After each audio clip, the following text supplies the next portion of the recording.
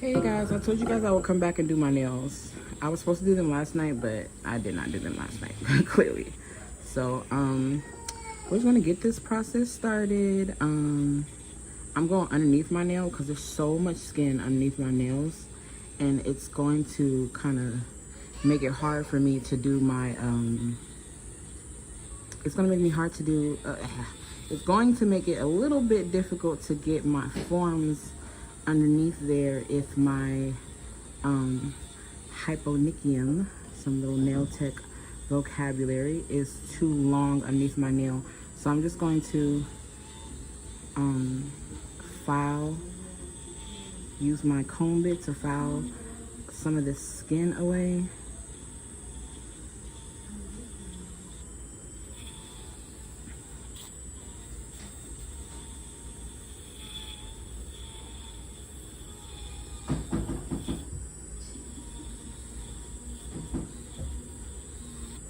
And I'm not going to do my other hand yet because while I'm doing this hand, I'm going to be getting stuff all underneath my nail. So I'm going to have to do it again anyway. So I don't want to do it twice. So I'm going to get that skin up from the bottom, and then I'm going to get it up from the top. You can also use this as a cuticle bit, and it's a safety bit. It's rounded at the tip, so it's not going to hurt you or your client. You still don't want to run it too high on your e-file because it is your natural nail and it is living skin that it does touch, but it will only pick up the dead skin. You have to be very, very careful. This is a part of the cuticle removal process. Usually I don't do this part on camera. Like my prep, I don't do it on camera because it takes a long time for me, especially using my left hand.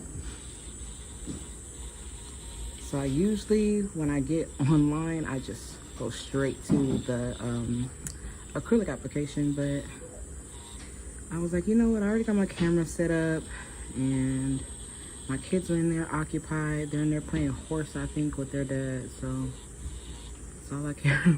They're quiet, they're not in my face, and my daughter is like, Mommy, when are you gonna do my braids? And I'm like, I'm gonna do your braids, but I gotta do my nails first. I know that sounds crazy. For my own hair, I have to take my nails off. But for my daughter's hair, I have to have my nails on. I know that sounds crazy, but when I have nails on, it's just easier for me to like part her hair. My daughter has so much hair, it's not even funny. I always thought, I know this sounds bad, but I had her when I was 17, so don't judge me. But I always thought like, oh, my daughter's part Hispanic, so she's gonna have good hair. Well, she has, you know, beautiful hair. She has good hair, but it's very, very thick. It's extremely thick. And doing her hair, just washing it alone is like, it's a process that takes days. Now, I definitely could hire a hairstylist. The reason why I don't do that is because I'm cheap. And because she has such thick hair, I get charged a lot. Because I swear, it's like doing two heads. And honestly, I don't even want to do a stylist like that. And I don't want to do my daughter like that either.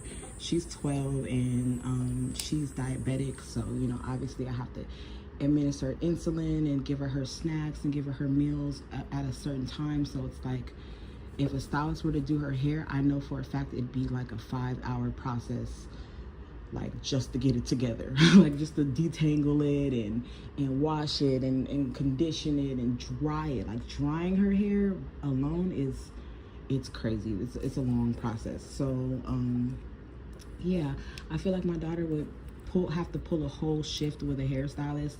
So yeah, we just tag team it here at home. I wash it, Dad blow dries it. Yesterday he parted it. So today I'm gonna finish the parts, and then in the morning I'm gonna start the actual braids. So I know that sounds crazy, but my baby has a lot of hair.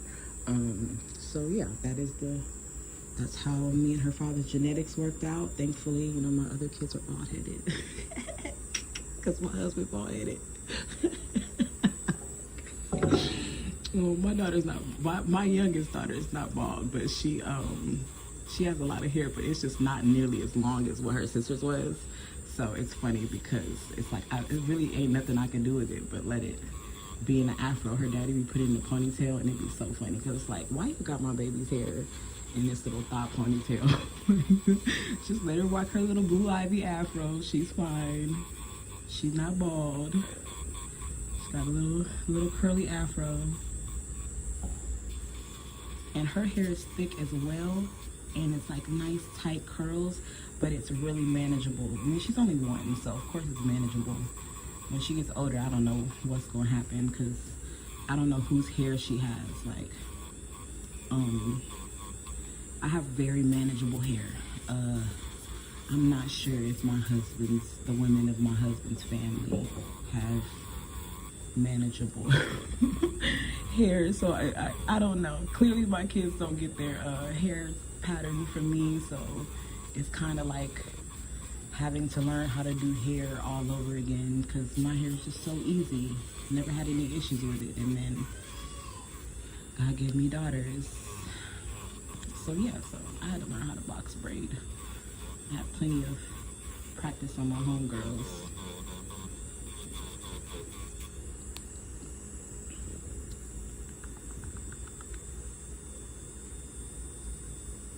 Oh, hey, hey, Valencia, you definitely have been missing for years, girl. You have definitely been missing for years. Yes, my second child is Ocean. My son's name is Ocean. When I first started going live, you guys heard him in the background. There'll be times where I'll be nursing him and actually be live because when I first started going live, I believe he was like 9 months old. Or no, he's about 7 or 8 months old. So yeah, you've been gone for a while, girl. Ocean just turned 6 April 4th. Ocean is 6 years old now, and I have a whole another one that I had on Christmas Eve in 2022. So I have a 1-year-old now, and it's so funny when people haven't been around, they ask about my mom, and I know this sounds terrible, but I haven't spoken to my mom in 2 years now. I know that sounds bad, but but that's just how it turned out. But yeah, so I'm pretty sure like my mom's doing well though, because you know my dad never fails to call me and be like, why are you not talking to your mom still? You're still not talking to your mom. Call your mom. Oh my God, what are you doing? I talked to your mom today. So my mom's doing well. My dad lets me know all the time that she's fine. But yeah, so you've been missing for a while, girl. I know anybody asking about my mom have been missing for a while. But yeah, I know it's been a while since I have been live. My page got hacked. For those of you guys who don't know, my big page got hacked. It has 700,000 followers, and it was super cool. And then yeah, it got hacked, so I had to come over to this page, and it had 70K. And thank you guys for helping me get to 100K. I love y'all. I've been offering a mentorship and classes for those of you guys who also want to grow your page and monetize your pages. For those of you guys who are stay-at-home moms, or you just don't want to do nails anymore, but you know, you do nails at home, or whatever the case may be. I've been helping different businesses start monetizing. So that has been my thing since I left C-Tones. So I've just been teaching ever since. And I don't know, I'm trying to find my footing in this nail industry all over again, because I don't want to do nails for the rest of my life. And it's really weird, like this healing process that I'm going through, like with my family. I never wanted to do nails. It wasn't even my idea. So now I'm trying to figure out my identity outside of nails because I've been doing it for how long have I been doing nails, y'all? 13 years, since 2011. All right, y'all. I'm on what is this called? I'm on Prepped, and this is just some primer. I always start on my thumbs. Now I know some people work on pinkies and then work inward, and I do that as well. But when I'm doing my own nails, I start on my thumbs because I have to hold things and stuff like that. So I start on my thumbs because I need those to be dry first.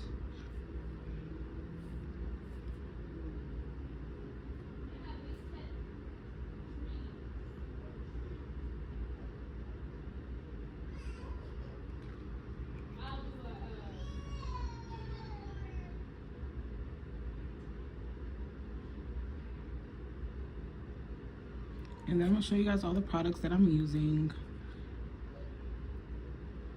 I really just want to get this over with because I know it's gonna take a while.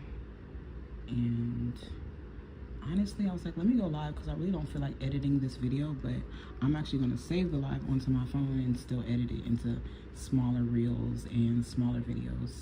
For those of you guys who don't want to sit for hours and watch me do my nails. Check in though and let me know where you're watching from.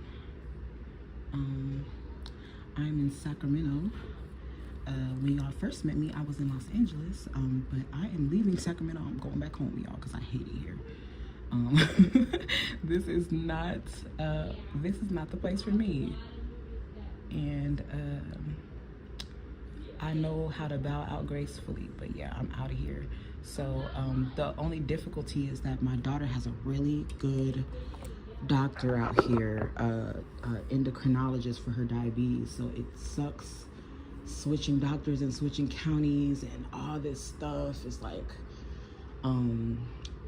switching insurances over and over again just so they can accommodate her, and then like it's crazy, it's a lot. So I really am hesitant to leave because I know that my daughter is in great care here, but I also know that I could find her just as good care in Los Angeles. So I won't be here much longer.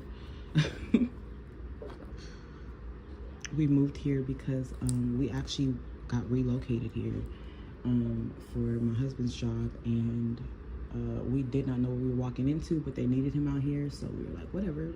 Fresh start. I was pregnant. I had the baby as soon as we got here. I had the baby 7 days after we got here. All right, guys, these are the forms that I'm using. Hey, Megan, thanks for checking in.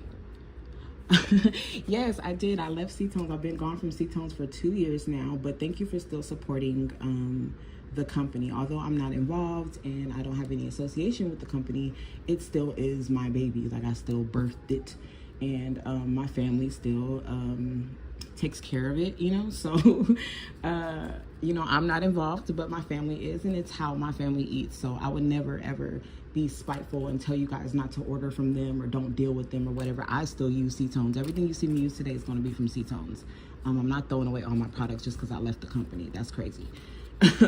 But yeah, everything that I left, well, I didn't take anything with me, so all of the colors are still colors that I made by hand. I never told anybody my formula, including the people who have it, my mother and my siblings and stuff. So I never told them the formula. I never taught them how to make the acrylic. I never put them in touch with my chemist and all that other stuff. So but I did leave them with thousands of pounds of colors. So I still stand behind the product because I made it, but I'm just not involved with the company anymore. And there's no hard feelings, and it's all love. Maybe one day I'll write a book and I'll tell y'all exactly what happened.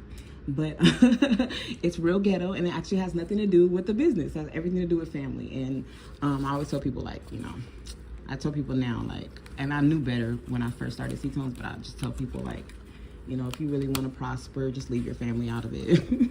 Leave your family out of it. Hire somebody or get a close friend. Like, it's better to do business with friends than it is to do with family. I know it's weird, but yeah, so I'm no longer with C-Tones. Still love them, wish them the best and all that good stuff. That's so funny. Tessa just asked on YouTube if I'm going to start my own brand again, and that's hilarious. I was just talking about that today, and I will never I will never open my own brand again, y'all. I know that it sounds disappointing, and I really wanted to at one point, and I was going to. And the reason why I won't is just I kind of see how people treat nail suppliers before and after. Now I know after, but I knew how y'all treated me before. I knew how y'all treated me while I was a supplier, and then I see how y'all treat me now, and then I see how you guys treat other nail suppliers, and like, I know that sounds bad, like I shouldn't lump everybody in the same category, but it kind of it's a weird feeling when like you become a nail tech and then now you're selling nail supplies, and so your audience changes. And a lot of people get close to you simply because of what you provide, and that's fine because most people are out for themselves, duh. But it's weird because I thought I had a lot of friends. I thought I had a lot of associates. I thought I had a lot of people that really cared about me and not just my brands. And then to find out after I left that like they really only cared about the brand, which is fine, you know, I understand, I get it now. It's no hard feelings. It was just business. But there were people like that I thought were in my corner that I actually was close to, visited, went to other states to see and all that other stuff. And once I didn't have the brand anymore, they kind of were a little weird, funny acting towards me, or they even chose sides between myself and my mother, which I warned everybody not to do, because one day my mother and I will probably, I don't know, maybe one day we will probably you know, reconnect, and you know, if we forgive each other, but that doesn't mean we're going to forgive the people that came between us, or you know. So I just always say to stay out of like mom and daughter business. Because it's kind of always been like this. Like even my dad, I'm like, Dad, I'm 30. Like it's always been like this. You know, it's always been like this. So why are you still talking to me about crazy stuff and rejoining the family and stuff? I know this is all personal, but I'm not secretive. I'm a very transparent person. So I don't mind sharing like what I go through with the family after the business, because at the end of the day, like I know there are other people who go through things like this with their families as well. And it's not fun being like the kid that is not in the fold, because I have 8 siblings, there's 9 of us. So it's not fun being the kid that's not in the fold, but it's beautiful feeling like I'm healing from things that were never addressed, or that like we couldn't really focus on because we were so focused on the business. And you know, you don't really have support from the people when you're breaking curses. You're not going to have support from the people who gave you the curse, and that's a part of it. And it's all love, and it's still my mom, it's my dad. I talk to my dad all the time, actually. He gets on my nerves, but but you know, family is family, and it's weird, and a lot of family issues should be fixed before you try to start a business, I feel. So, yeah, you know, that's just my little testimony. But I will not be starting another company because it is, it's not as gratifying as I thought it would be. It turned into a job, and then it turned into like a lot of miscommunications and misunderstandings, and then I have enemies because of C-Tones, and it's sad because I never wanted to have like enemies because of my my company or my profession. Like, I don't know, I thought I was just getting into this to help out other nail technicians and kind of, I don't know, add something new to the nail world. And I saw other people doing it, and I saw, you know, other people being supported, and you guys supported the hell out of me. And you know, good things come to an end sometimes. So C-Tones is still a great company. It's still my baby, but I just look at it as I sold it. I sold it. It's in good hands, and there's no hard feelings. I did want to open up a gel polish line because C-Tones didn't have gel polish, but it was kind of like, I don't know, it was just too much, y'all. I'm grateful that instead of just jumping back into the nail supply business, I instead just focused on healing. And that was hard. I had to give up my income. I had to give up everything to instead heal myself and heal my household, my children. C-Tones really took me away from my kids a lot as well. So to have the relationship that I have with them now, and to be repairing the way that we are, I don't regret that at all. So it's been beautiful. Now that I know the balance between family and home, and you know, being a business owner, being a mom, I'm super confident that I can, you know, do anything now, and not have my kids feel that I'm not around. Like, there's no point in me having this big prosperous business if I can't be home to, you know, enjoy the fruits of my labors with my kids. And then a lot of times I felt like I was just escaping the business. Like, I was going on a lot of vacations, just escaping the business. And then it was just a lot, y'all. I had to get my life together. It wasn't together. My life was not together with C-Tones. And so I don't know, I enjoy life now, being a homemaker, a mom. I got married this year, so it's just been a different experience. That I wasn't raised to be the woman that I'm being right now. I was raised to be the breadwinner. I was raised to not depend on anybody. I wasn't raised to respect men, sadly. So who I am now is just a different person, and I don't know, it's where God wanted me to be. So there's never any hard feelings when it comes to C-Tones. And if you got C-Bucks, girl, use them.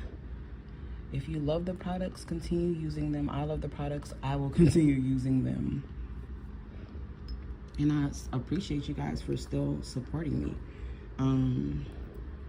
Because I know that, I mean, I'm not involved with C-Tones anymore, but technically you're still supporting me. Like, you're still supporting something that I created, that I built, and that's love. And I truly appreciate you guys.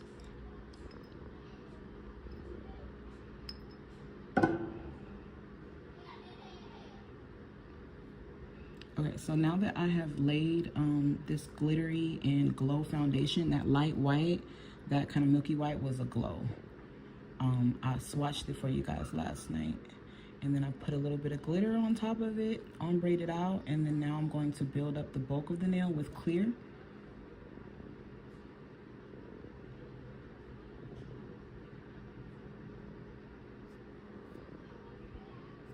And you gotta be very vigilant when you're doing forms, especially with your non-dominant hand. I am not left-handed, but when you're doing forms and you're sculpting nails, you have to make sure that you are putting, I always say, put more acrylic.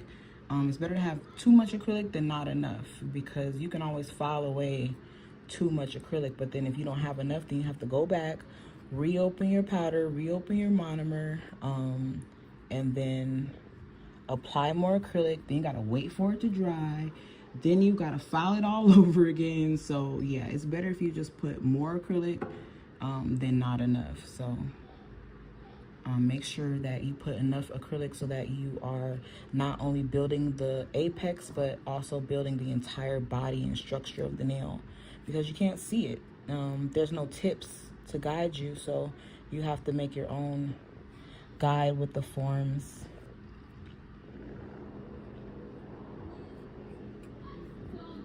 I don't like my apex too high, but it has to be high enough to accommodate this length.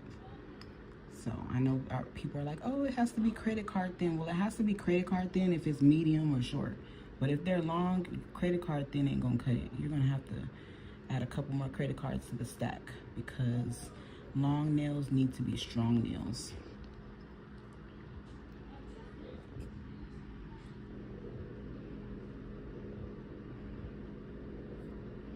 Oh, I see y'all checking in. Check in. Let me know where you're watching from. What time is it where you at? I'm in SAC. I'm about to go back to Los Angeles. I hate it here. But it's like, I don't know what time it is out here. I just turned my live on. I didn't even share my thing. It is 5:32 out here. So what time is it where you at? I know it is 7:32 in Texas. It is it's 8:32 in Atlanta and New York. In Florida.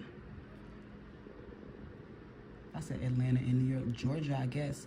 So does Georgia have different time zones, y'all? Because I know Atlanta is on Eastern time, but like Birmingham is only a couple hours away, and it's on Central time. So like, are there any parts of Georgia that are in Central time too? I don't know. Just a weird question.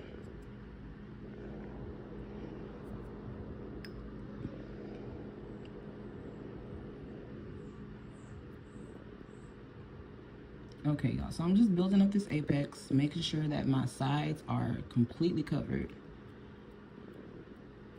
and my apex is nice and high, and then I don't really care too much about the length, the thickness of the tip of the nail, because I'm gonna file that down anyway, and it honestly doesn't matter. As long as my apex is strong, the tip can be as thin as I want it to be. Obviously, you still want to put some, reinforcement, but you don't have to make the entire nail as thick as the apex. You want it to cascade up and then cascade down. Okay. Ha ha ha ha.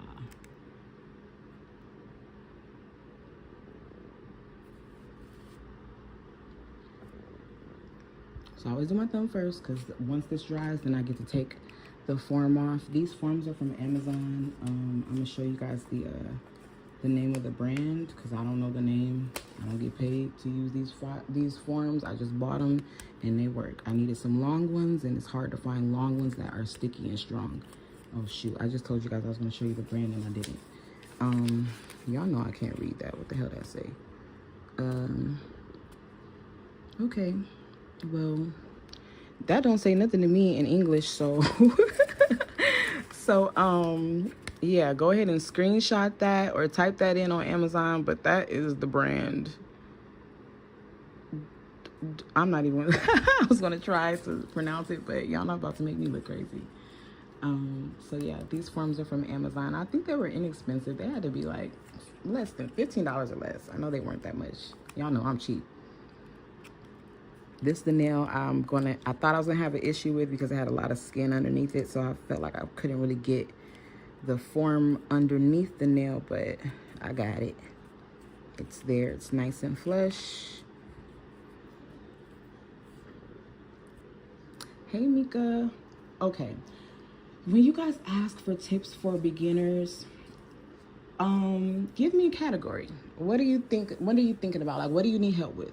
Because you may be a beginner, but your application may be flawless. You may be a beginner, but your shaping may be flawless, or your designs may be flawless. So what is it that you as a beginner need to know, or you feel like you're lacking? And then I can give you some tips and some pointers on that specific issue. We could troubleshoot that together. But it's such a broad question, because there's a million tips I have for beginners. There's a lot of things. Okay, I'm going to switch brushes because this brush is dirty. But there's a lot of things that y'all need to know. There's a lot, well, not y'all, there's a lot of things that beginners need to know, but also nail techs in general. Like, there's a lot of stuff that I didn't learn in my career until like I was 6 years in, I swear. Or like 3-4 years in. There's a lot of different tips that I just wish somebody would have helped me out with. And there's a lot of stuff that I didn't even know that I needed to know. Something that everybody should know, no matter how long you've been in the industry, is that customer service is way more important than your skill. Why do you think these chop shops have old ladies who've been going there for 40-something years? Because they treat those old ladies right. They treat those old ladies with respect. And they may be giving them the most hideous nails you ever seen, but they are treating them right, and they're making them feel welcome, and they're making them feel at home when they're getting their beauty services. And so, you know, they may not have the same skill that we have. They're a chop shop. They're using illegal stuff. They may not have even half of the skill that we have, but if I got a terrible attitude, that old lady is going to go to the lady at the chop shop who she knows is going to treat her like a celebrity every time. So you have to be a certain kind of person to be a nail technician. We hold hands with people, and that's the greatest exchange of energy, is just holding hands. We hold hands for hours. So you can't just be somebody who is, I mean, I know most of us are antisocial because most of us are artists, but there's kind of got to be a medium and a middle ground to how you break out of that antisocial nature and you still accommodate your clients and make them feel loved and like family and like you care about them. And there's a lot of bad habits that sometimes we have to break out of. Like for me personally, I wasn't good at small talk. So when I first started doing nails, or I first started getting like a huge influx of clients, I kept a sticky note or a little index card taped to the desk facing me, like close to me, and then it would just say some random questions on it, like do you have any kids, or you know, did you see what happened on the news yesterday, you know, stuff like that. That way I don't look like I'm just being weird and not talking to my client, when really I'm just antisocial, and that's not my client's fault. But because I'm in a social job and I'm holding your hands for two hours, you don't want to sit here and not talk to me at all just because I'm antisocial. I had to kind of break out of that. So just like different stuff you want to change about your routine, and like there may be things you have to change about who you are just to accommodate your career. Otherwise it's just not the career for you. Okay. So, Mika said that she struggles with shaping sometimes and sealing the cuticle area. And so, the best advice that doesn't just apply to this, but it would be that a lot of times you're not struggling with your skill. You just have bad, equipment. There we go. Sometimes you have bad equipment. I've had a lot of students come in, right, and tell me that they were not good at acrylic application. And then I'd be like, okay, well, make sure, you know, when you come in, bring your brush so that we can get your application together, see, you know, what kind of brush you're using, and see how we can modify it. I always provide my students with a new brush that is going to be great. And I'm not going to say 9 times out of 10, but it's been a lot of times where I gave a student a new brush and her application changed immediately. And so it wasn't really that she wasn't good at shaping or she wasn't good at application. She was struggling because she didn't have a good brush. So once you notice you're struggling in an area such as shaping, then you may want to look into what kind of file you're using. You might want to use a more heavy duty file, or maybe a softer file that's just easier on you. So definitely try changing your equipment first, because a lot of times it's not that you're lacking skill, it's that you're lacking proper equipment. Like, how are you going to draw a super pretty flower but you ain't got no striping brush? You can't draw a pretty flower with an acrylic brush. You could try, but it's not going to come out the way you want it to, because it's not that you don't have the skill, you don't have the proper equipment. So definitely try upgrading your files, your hand files, and then also your e-file, because a lot of times we get these e-files off of Amazon and we don't buy them from professional companies, and then now we're stuck with this e-file that doesn't have a good torque to it, which means that like the motor is not heavy. So because the motor is not heavy, it doesn't move fast enough. It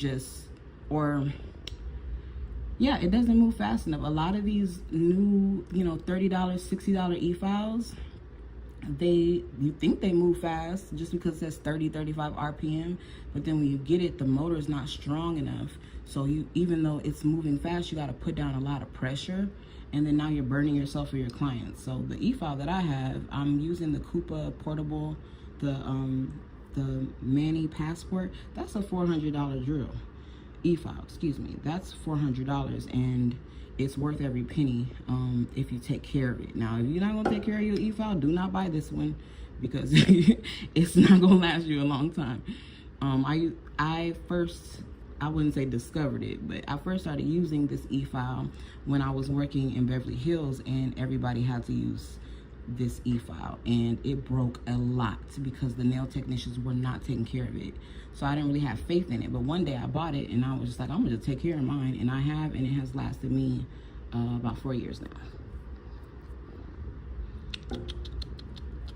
Okay, this is dry. I hope it's dry. Yeah, it's dry. So I'm just gonna tap it. You hear that? Now I'm gonna tap this one because this one's not dry. Different sounds. So tap that. That's dry. Now I can remove the form. And sometimes, y'all, especially when I'm working with my non-dominant hand, I may take the form off and then realize, like, oh snap, I missed some acrylic. So once I take it off, now I can put some acrylic on wherever I need to fill in any spaces. But I think I'm okay. If you need to rebuild your apex or add more, do it. There's nothing wrong with making some mistakes or not putting enough acrylic. Do it before you start filing. That way you don't have to wait for it to dry. The e-file that I'm using is the Mani Passport, the Mani Pro, or oh, shoot, y'all, I don't know. It's the way that the design is on the e-file, it looks crazy. It says Mani Pro Passport. Okay, so it's the Mani Pro Passport, and it's by Coupa Inc. Mind you, I love Coupa. They're one of my favorite companies. Coupa don't pay me. Coupa ain't met me. So I'm not getting paid to advertise anything. I'm not here to sell y'all anything, actually. All of these are just the products and the equipment that I'm using. So I'm currently using the Mani Pro Passport. When I'm not using the Passport, I use my table e-file from C-Tones. It's a table e-file. It is heavy as hell. I think when I left, we were selling it for like $350. It's probably like $300 now. But that one is super heavy duty and it's really fast. It's got a really good engine. But I'm using the Passport Pro because I left all my nail stuff in LA at my studio. Yeah. Yes, and yes, I did keep my studio in LA even though I moved 6 hours away. Why did I do that? Because I knew that we wasn't going to stay here forever. I knew we weren't staying here forever. Los Angeles is my home. It always has been and always will be. And I don't care where I move, I'm always going to have some type of studio in LA. But when we go back to Los Angeles, if we happen to leave again, then next time I will actually be renting out my studio to nail technicians because it's really just sitting there empty and it's got a lot of potential. And I've had like barbers ask me if they could use it. So I think when we go back, I'm gonna redo the flooring and get my pedicure chair back together and then rent that out to nail technicians and then just make sure I got cameras and stuff. And I got a bunch of family in LA and sisters who will check on it for me daily and collect rent and stuff like that. So I think that's the route I'm going to take next time. That's if we don't stay in LA. If we stay in LA, then I'll probably hire a couple nail techs to work with me because I would like to hire my students, people who I've worked with and I'm able to train and who are trainable. I never wanted to be a salon owner, so it would just be, I think it would be just helpful for me to help out some beginner techs and train them and kind of get them on my groove of things. And then that way, like if my clients want to come and I'm not there, they still feel like they can trust the person there because they've been trained by me. So that's probably what we will do if I stay in LA. Now, if I don't, then there will just be other nail techs there and it won't really have anything to do with me. It'll just be providing a safe space with good parking and close proximity to the beach. Providing that for nail technicians who need it. This white that I'm putting down first, it's kind of a milky white. It is glow in the dark, and I'm putting it down first because I want my nails to glow and they'll be able to glow through the glitter. And then at the bottom of my nail, when I turn my nail around, I'm sorry, I'm out of the camera. When I turn my nail around, you'll be able to see them glow. I haven't had glow nails in a long time, but I did bring a lot of glow powder with me.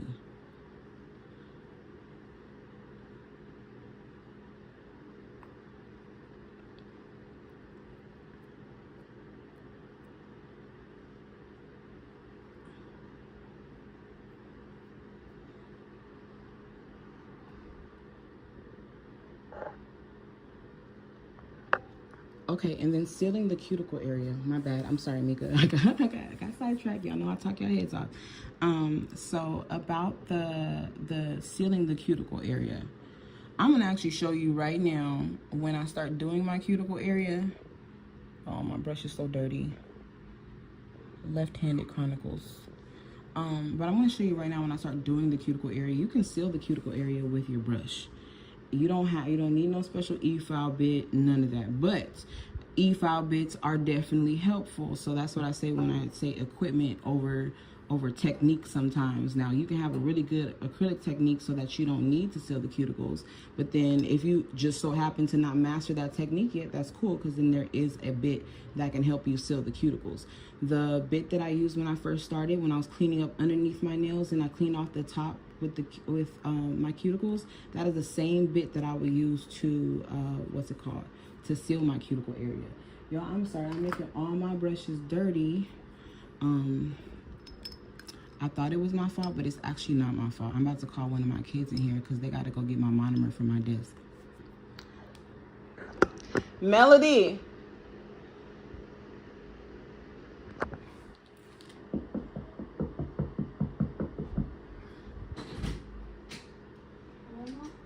Can you bring me my monomer off of my desk, please? Look, it's sharp, like a cat. Yeah, they gotta be sharp so I could part your super thick ass hair. This? Oh, that's why you're doing your nails. Girl, shut up. Go in the room. Mom. Stop playing with me. Oh, that's why you're doing your nails. Girl, I told you all day that I was gonna do my nails so I could do your hair. Now she talking about, oh, that's why. I'm sorry, y'all. Y'all know kids. My kids get on my nerves. Y'all kids don't get on my nerves, but my kids get on my nerves. Okay, so my monomer was cloudy when I started, so that's why my brushes are having a hard time staying clean. And then I'm using my left hand, which is not the technique that I normally use, so you know, I'm not really doing it how I should be. So I add a little bit fresh monomer to my old monomer from last night, and I'm hoping that I can get some better usage out of it. Okay, so yeah, when you're sealing the cuticle area, you definitely want to, first of all, try with your brush. Try with your brush, and then if you can't get that technique down or you have not mastered it yet, then you go back in with your cone bit. That's cone, like ice cream cone. I'll show you guys that when it's time to seal the cuticle area.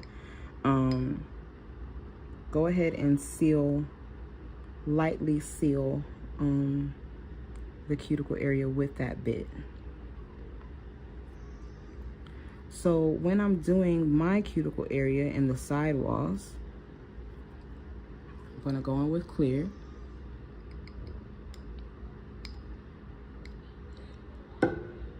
I'm gonna take a small bead, like so, and I'm gonna place it right above the cuticle area.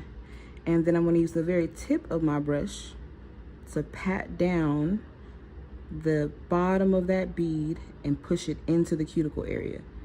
And then once it's there, then I'm going to use the body of my brush to blend the rest out. Blend it away from the cuticle area. So now you can see my cuticle area is actually fully covered.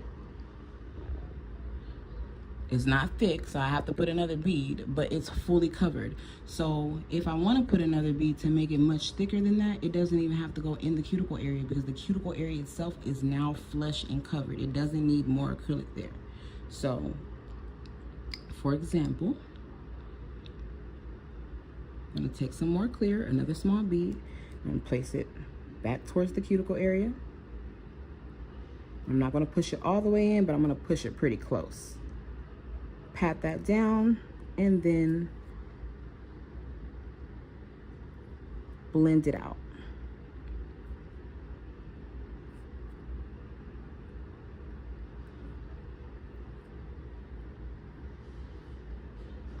Now my cuticle area is completely sealed without flooding, and then I could just finish the rest of the nail. Now that's my technique using my brush. Now, if you haven't mastered the technique yet, that's fine because all you need is your e-file. Now you can use a comb bit, or you can use an, if the product is not too thick, you can use a sanding band, and you can get the same amount of blending in the cuticle area as you would with a comb bit.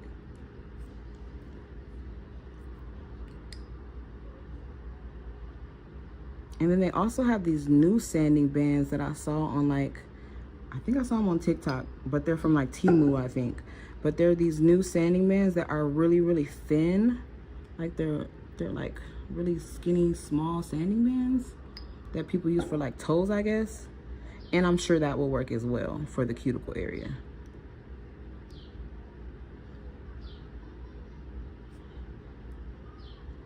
So I'm going to continue to build up the apex. My poor dirty brush.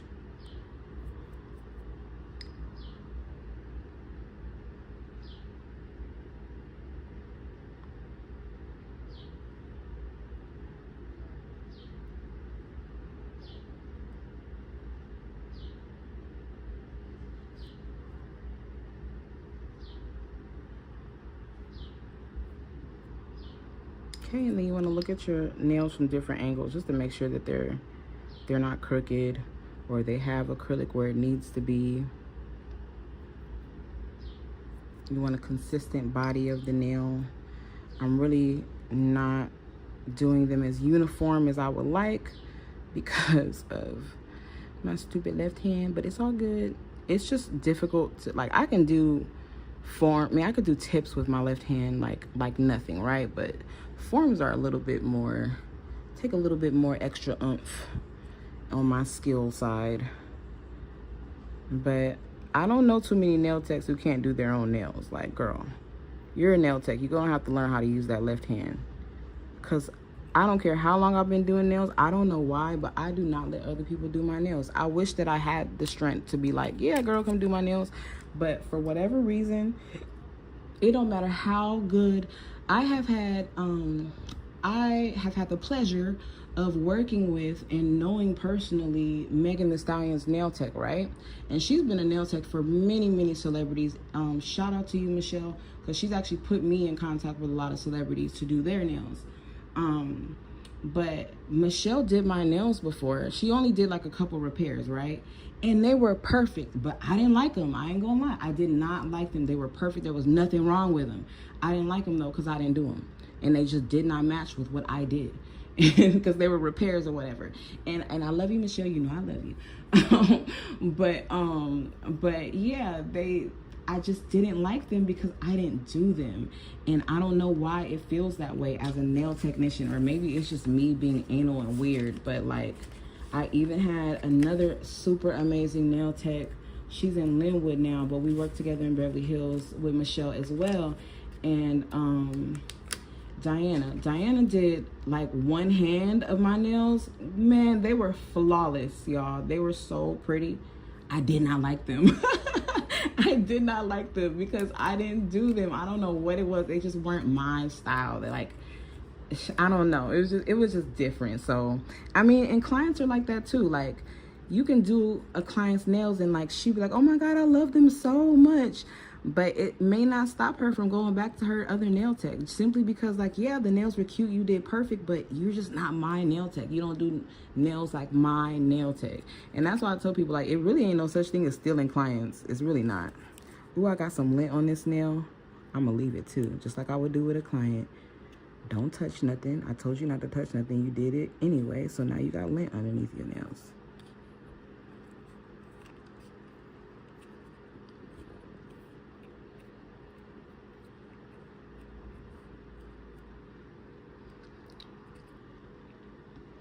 Hey, May. I don't have any issues with polygel. I'm an acrylic nail tech, and I can't take that from myself. Like, I don't know what it is, but I have done hard gel. I actually love hard gel, but people don't want to pay for it. And I paid thousands of dollars, y'all, to learn how to do hard gel correctly, because the lady who taught me in Birmingham, yeah, I'm putting her on blast. I'm not gonna say her name, but I'm gonna put her on blast. She was in Birmingham, and I don't know if she still owns her salon, but I was working for this lady in Birmingham.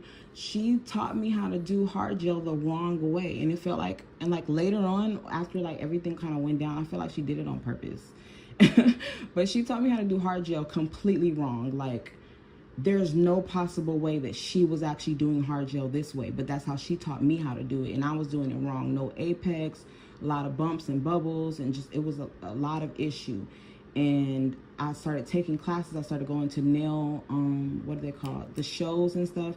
Started taking classes. I took classes with some other nail technicians, because when I got to Beverly Hills, I knew that knowing hard gel would put me, it would put me above the other stylists in the salon. I know that sounds bad, but it would get me more clients. So I started doing hard gel and just learning how to perfect it.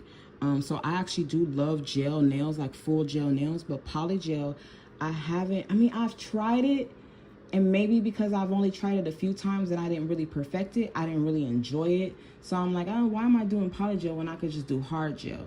But there are benefits to polygel that hard gel don't have, which is the polygel application is a little bit easier. It requires less skill, and you don't have to do as many layers with polygel as you do with hard gel.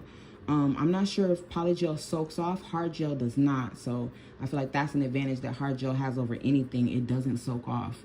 And you don't have to deal with lifting, and it's very light on the hands. But again, people don't like to pay for it. So it's not a service that I do often. But I used to do hard gel all the time. So maybe if I was still doing hard gel like that, then I probably would have been more into polygel.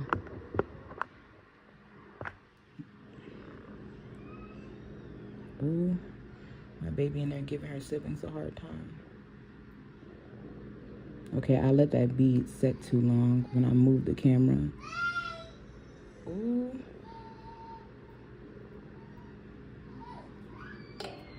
That's not a her cry. That's a y'all took something from me cry.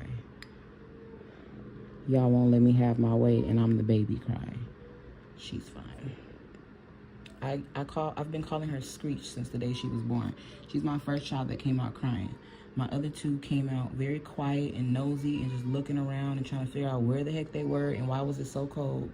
But then I did a home birth. Well, I did a free birth with my youngest. Nobody was here to help us.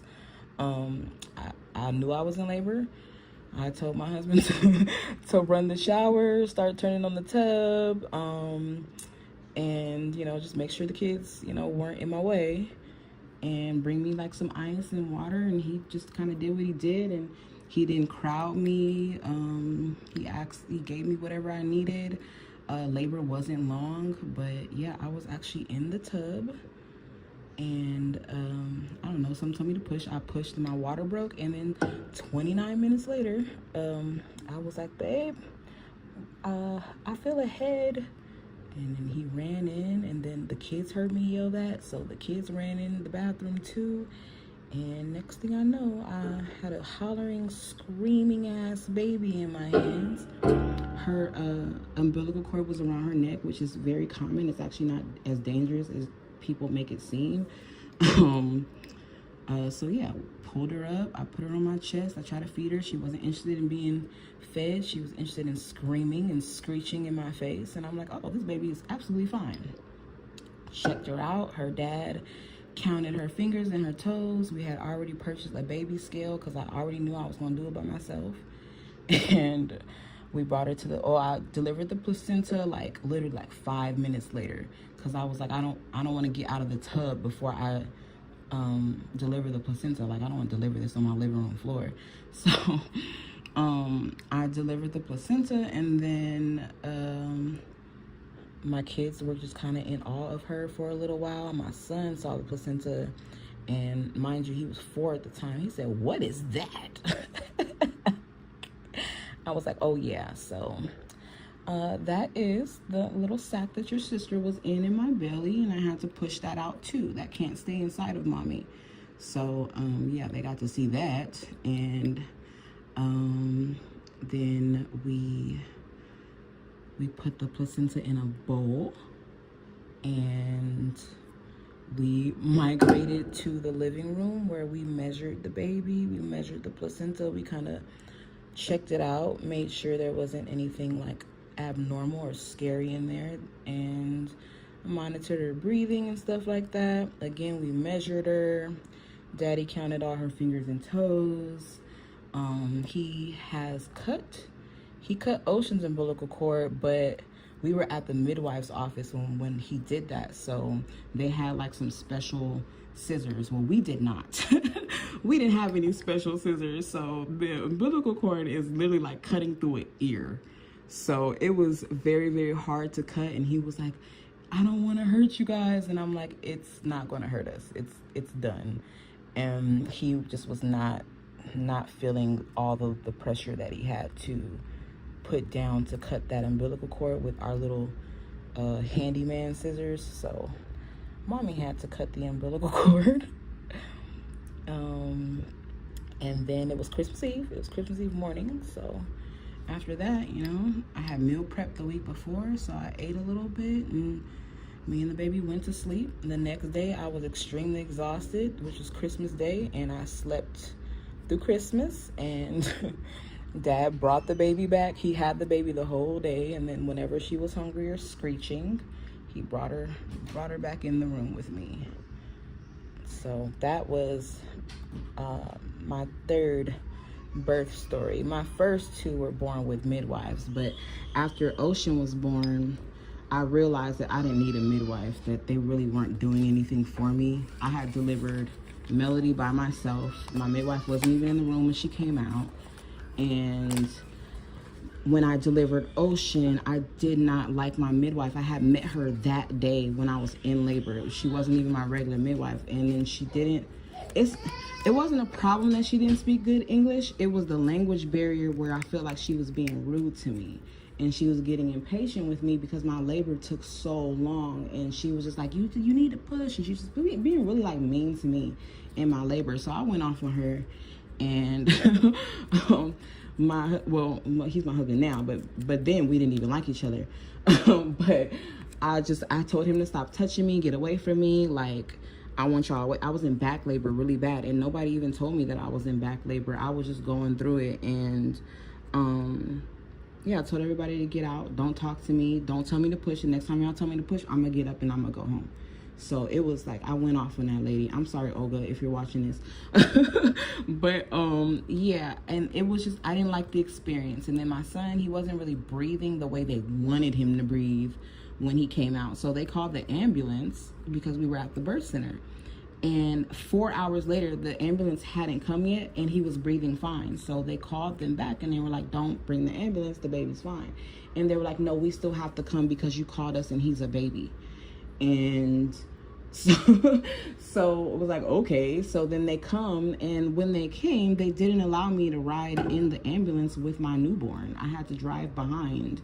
And then when I got there, because he was at a birth center and I hadn't registered him at the hospital yet, when I got to the hospital, they couldn't find him because he wasn't under his name. He was under my birth last name, which I don't even have anymore. So they couldn't find my baby. He was in the NICU. He was in the incubator. And as soon as I got there, the nurse, she goes, oh, you're his mom? I'm like, yeah. And she's like, oh, well, he's absolutely fine. Why'd you guys come in? And I was like, well, I guess he wasn't breathing well. And then she was like, oh, he's great. He's doing fine. And so I was super mad because they wouldn't let us leave. We had to leave the next day. We were in Long Beach, in the heart of LA, and they discharged us at 5 p.m. So, I mean, if anybody's ever been to Los Angeles at 5 p.m., you know not to get in your car because you're gonna be sitting hours in traffic. Well, that's what we did. We sat in about 4 hours of traffic just to get to my mom's house after they discharged us, and just finding out we never had to be there in the first place, it really sucked.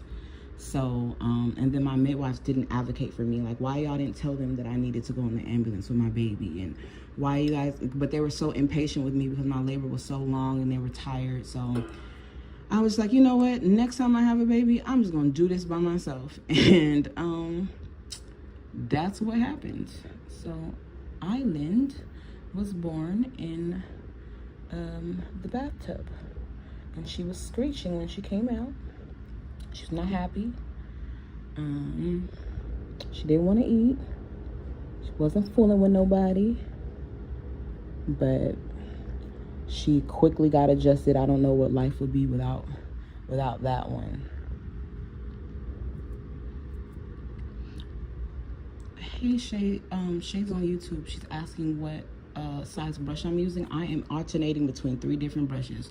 This one is a 14 because it's clean, and then I got 2 dirty brushes, the 18 and the 16, sitting in the monomer. But I'll tell you guys when I change brushes. Well, actually, this is the last nail I'm doing for y'all. But this is a size 14. I love a size 14. It's the one that I give all my students, because in school they teach you with like an 8 and a 10, and I just think that's unrealistic. If you're doing some long nails, you're gonna be spending days doing those nails if you're using an 8 or a 10. But a 14 is super versatile.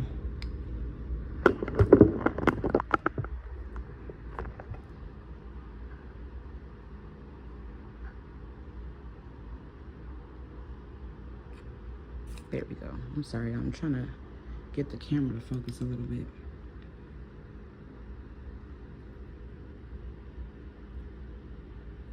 So I'm just doing a cute little mixture of glow and glitter. I'm not going all the way down to the cuticle area. I'm just filling in the cuticle area with clear.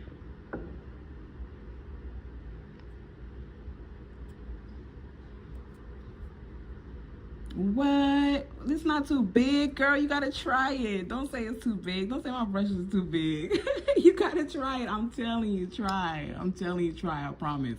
I promise. You try it and then you come back and you tell me what happened. Because, listen, a bigger brush might change your life. I'm telling you. I was scared of it too, girl. I was scared of it too. Michelle, the celebrity nail tech I was talking about earlier, she when I met her, she was using a size 22 brush. I was like, Michelle, what the hell? What are you doing? Like, what kind of nails are you doing with a 22 brush? But she used to work that brush. She still work that brush. Like, anytime y'all see Megan Thee Stallion's nails, Michelle did them, and they look amazing. So, but no, I'm telling you, I was stuck on a 12 too. I really was. I was stuck on a 12, and then I started pinching it bigger to be a 14. And then I just started buying 14s, and I started pinching those, and then it just, every time I got a new brush and it was bigger, I just felt like I was working faster and working better. I'm telling you, girl, just try it. I'm telling you, I'm giving you the okay. I promise you're gonna be so good. Look, go from a 12 to a 14. And you're gonna see that the only difference is you're gonna get faster. I'm just saying, girl, don't be scared. Don't be scared of these nail products and these nail equipment. I promise you, the more you upgrade, the more your career is gonna upgrade. I'm telling you. Faster sets, bigger brush means faster set. Faster sets mean more clients. Just saying. Don't be scared. And the worst thing that can happen is you don't like it. You don't like it, so start over. Start over, go back to a 12. Be like, the 14 ain't for me. But you'll be surprised. I always start my students off with a number 12, and then towards the middle of the class, I'll be like, all right, let's switch to 14s. I've never had a student leave out of my class and be like, oh yeah, you know what, I'm gonna just stick with the 12. I've never seen it, I promise. I've even had students come in and I'll be like, you want to try the big brush? I'll be like, you want to try the 18? You want to try a 16? And they do, and they fall in love. So, like, you can't be scared of it. You just got to try it. The worst thing that can happen is you don't like it. And now you just got an extra brush laying around just in case, you know, your 12 start messing up. And then you're going to have to learn how to get good with the brush. I'm telling you, don't be scared of it, though. I promise. Most things people are scared of are bigger brushes and e-files. And there's no reason to be afraid of either of them. You just gotta try it out. Try it, you might like it.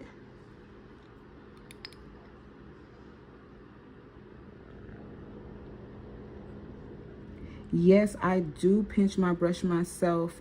If you actually go, because you're on YouTube, so if you go on my YouTube page, go all the way to like a couple years ago, I do have a video of me pinching my brushes. So if you want to know how I do it or see how I do it, you definitely can go to my video.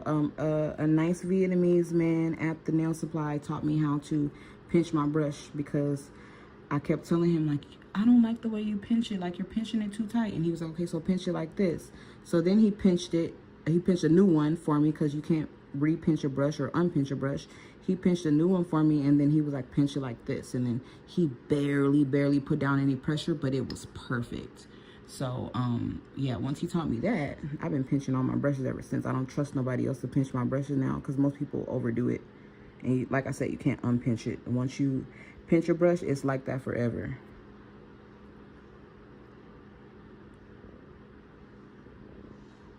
Oh, sorry, that bead is super wet.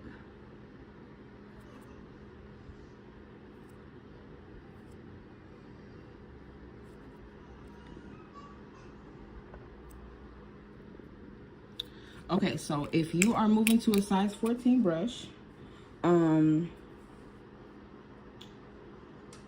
you have a, I know this sounds like, I know people hate when I say this, but, oh, hey, definitely Des is asking me a question on YouTube. She asked, do I pinch my sculpted sets? I don't. I have pinched them before. And honestly, I don't see much of a huge difference, if I'm being completely honest with you. I find that it's just easier to pinch your form tighter. and then you'll get the curve that you want. Nothing against, you know, pinching, but I've tried it with myself and clients, and I literally don't see a difference. My clients don't see a difference, other than like it can really taper your set more if you want it more tapered than how you laid the foundation or how you laid the acrylic. So I mean, I'm not going to say it's pointless, because every technique, every nail tech and every neck technique is different. So I'm not going to say that it's pointless, but for me and my career, it has been pointless. Okay, so it's back to you, Shay. And I know people hate when I say this about brands. Okay, a brush is hard to find. Okay. And so if you are going to order one online, I suggest ordering C-Tone's brush. I'm just saying, because I designed it and I actually worked with brush makers to make it. But if you don't order from C-Tone's, go to your local Vietnamese nail supply. That is not me being racist or none of that. I'm just saying they have the best nail products. So if you're going to get a good brush, you're going to get a good brush from a Vietnamese nail supply. A lot of them now don't require a license. They used to. If you live in a big city, there is a Vietnamese nail supply somewhere in that city, and it's going to be big, and it's going to look like a hole in the wall, and it's going to be super crowded, like it's going to look like a Sam's Club in there. It's going to be like stuff stacked to the ceiling and the floor, and the aisles are going to be hard to walk through with multiple people. Like, that's where you want to go. Go to the nail supply, go up to the desk and ask them what's their best brush that you can get in a number 14. It's going to be about $50 or more. I'm just letting you know. It's going to be an investment, but it's going to be a good brush. It's going to be 100% Kolinsky, and you're not going to have to replace it. Now, not the shit on Pana, y'all.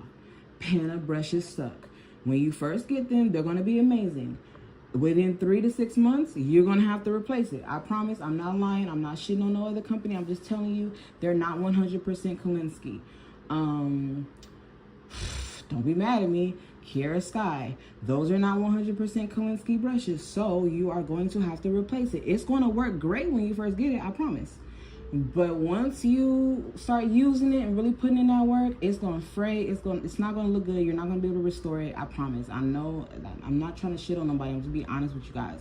When I design my brush, I literally have them send me 50 brushes to try. If these brushes, if acetone can destroy my brush, it's not a good brush. So that's what I did. I took all my brushes and I soaked them in acetone. Ain't that a no-no for your brushes? Well, it's not a no-no for a Kolinsky brush, because Kolinsky brushes are good quality brushes. It's actually beaver fur. And beaver fur. So if you're vegan, you may not want to use a Kolinsky brush. But it's the fur of a beaver's tail at that. It's not just a regular beaver's fur, right? So Kolinsky is the only type of brush that's going to hold up the fiber. It's the only kind of fiber that's going to hold up against acetone and monomer long term. All of these brushes, they are ugly. I know they're ugly, but thank God I designed these brushes. These bristles look brand new. And I've been selling y'all these brushes since 2019. So I've had these same exact brushes since 2019, and yeah, look at these tips. You can tell they're 5 years old, but look at this. These are not 5-year-old brushes up here. This is full-blown Kolinsky, and I could soak this in acetone right now and leave it overnight, and I'll come back and this is still gonna be a good brush. Promise you. So,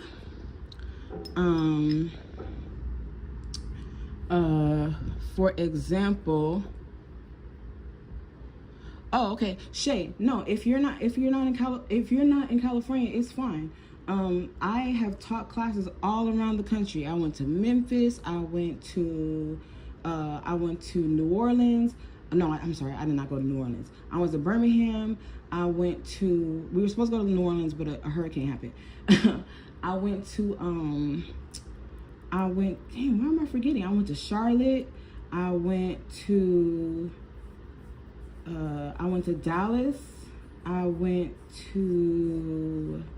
I'm trying to okay, the reason why I'm bringing up all of these places that I've taught at, I taught in Orlando. The reason why I'm bringing up all these different places is because every time I teach in another state or another city, I go to their Vietnamese nail supply. I go to their local one. They're all the same. The same thing I'm explaining to you that's in Cali is also in Memphis. It's also in Kentucky. It's also in... So wherever you are, I promise you, there is a Vietnamese nail supply there. I promise you, I'm not lying. Just look up nail supply near me, and the one that has Vietnamese writing, that's the one you're going to choose. Go to one of those and go up to the counter, because they do not sell you brushes. Like, you can't just go pick out a brush. It's going to be behind the counter in every nail supply. And then you can also ask them to pinch it for you if you want to. Be like, can you pinch this for me? And then they're gonna know you know what you're talking about. It does not matter. You don't have to be in California. You can be in Colorado. You can be in New York. You can be wherever. I've been to nail supplies all around the country, and they're all set up the same. Just like there's nail salons and chop shops all around the country, and they're all set up the same. So you will find a good brush there, I promise. It sucks when I say that, because it's like, I wish I could just give you a link and be like, oh yeah, this is a good brush, here's a link. But I have tried brushes from some of y'all's favorite nail techs, some of the most popular nail techs in the game. And one time I bought a brush from a really popular nail tech, and he is known for his brush game. Like the way he does nails, like he can really work a brush, right? So I went to a nail show and I saw him, and I bought his brush, because I'm like, if anybody got a good brush, it's gonna be this dude. Man, I went home and used that brush.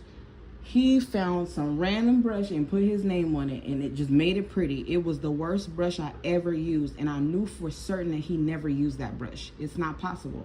It was a really bad brush. So I wish that there were companies that I could be like, oh yeah, you could just order it offline and it'll be a good brush. But I have yet to. I feel like I feel like I'm not being humble when I say certain stuff about Cetones, even though I'm not with the company anymore. I'm sorry, I'm just waiting for my nails to dry. Even though I'm not with the company anymore, I still stand behind the products, because it was me who put in the manpower behind the products. I'm a nail tech. That's what makes Cetones different from Young Nails. That's what makes Cetones different from Valentino, because Valentino is not a nail tech. The guys who own Young Nails, they're not nail techs. Cuccio is not a nail tech. So these are just men who have put their name and money behind products, and they have other people from other countries at that testing their products and saying like, yeah, this is good or whatever. And then so they just slap their name on it and they sell it. But I'm a nail tech. I know what nail techs need. I know what nail techs want. I know what needs to last a long time. And I'm never going to just slap my name on anything. So my brushes, I wish Leilani was in here. I'm gonna find her. But Leilani was one of the first people to buy my brush. And it's been 5 years later, and she's still using my brush. So, there aren't many companies that I know of that I say that you can just go online and purchase their brush and you're going to be happy a year from now.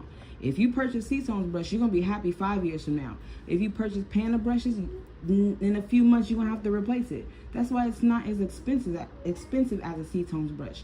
If you go to a nail supply warehouse, like the ones I'm describing, the Vietnamese ones, you're not going to have to replace that brush. If you take care of it, you're not going to have to replace it.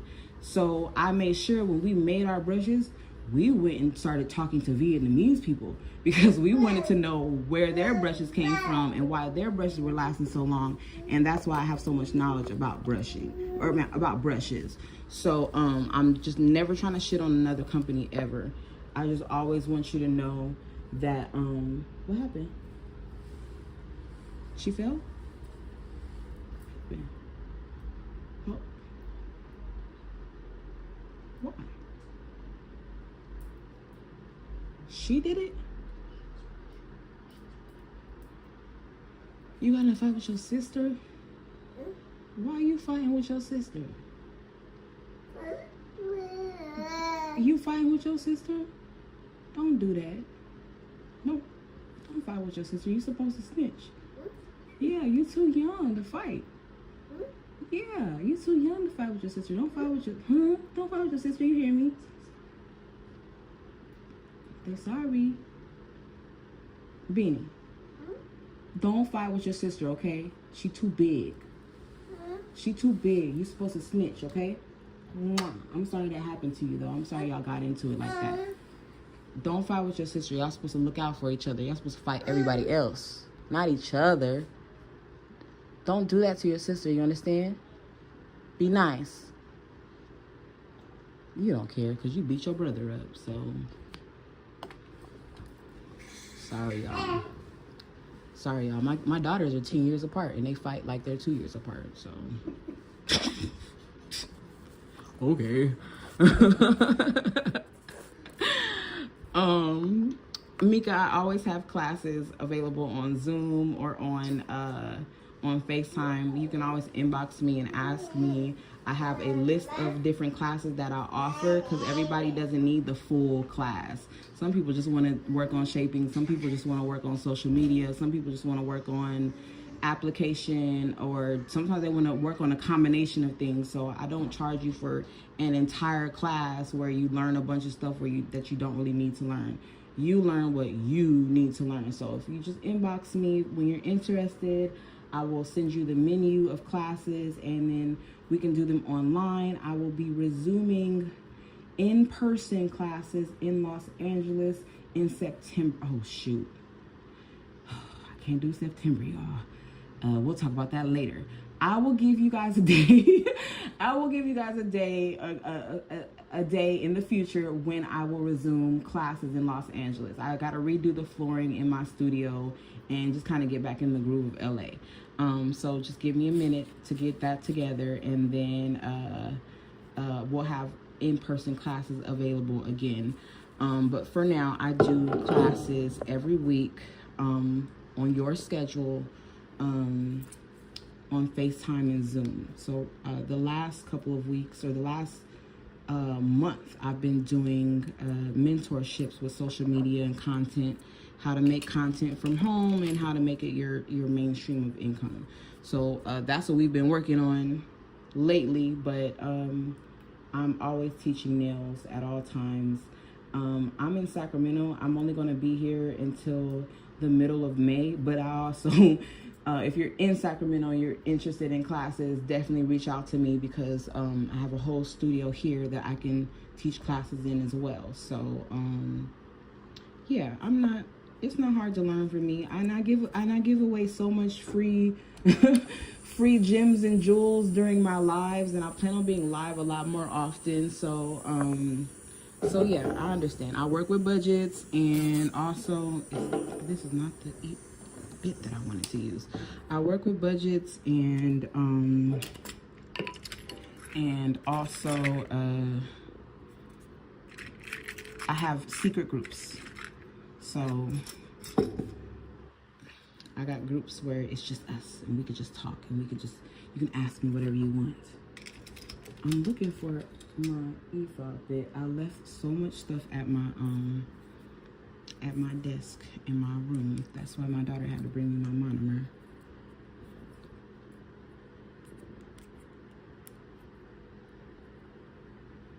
Yes, girls, I am here. Like, if y'all need me, like, I'm here. I love to teach. It's literally my favorite thing to do.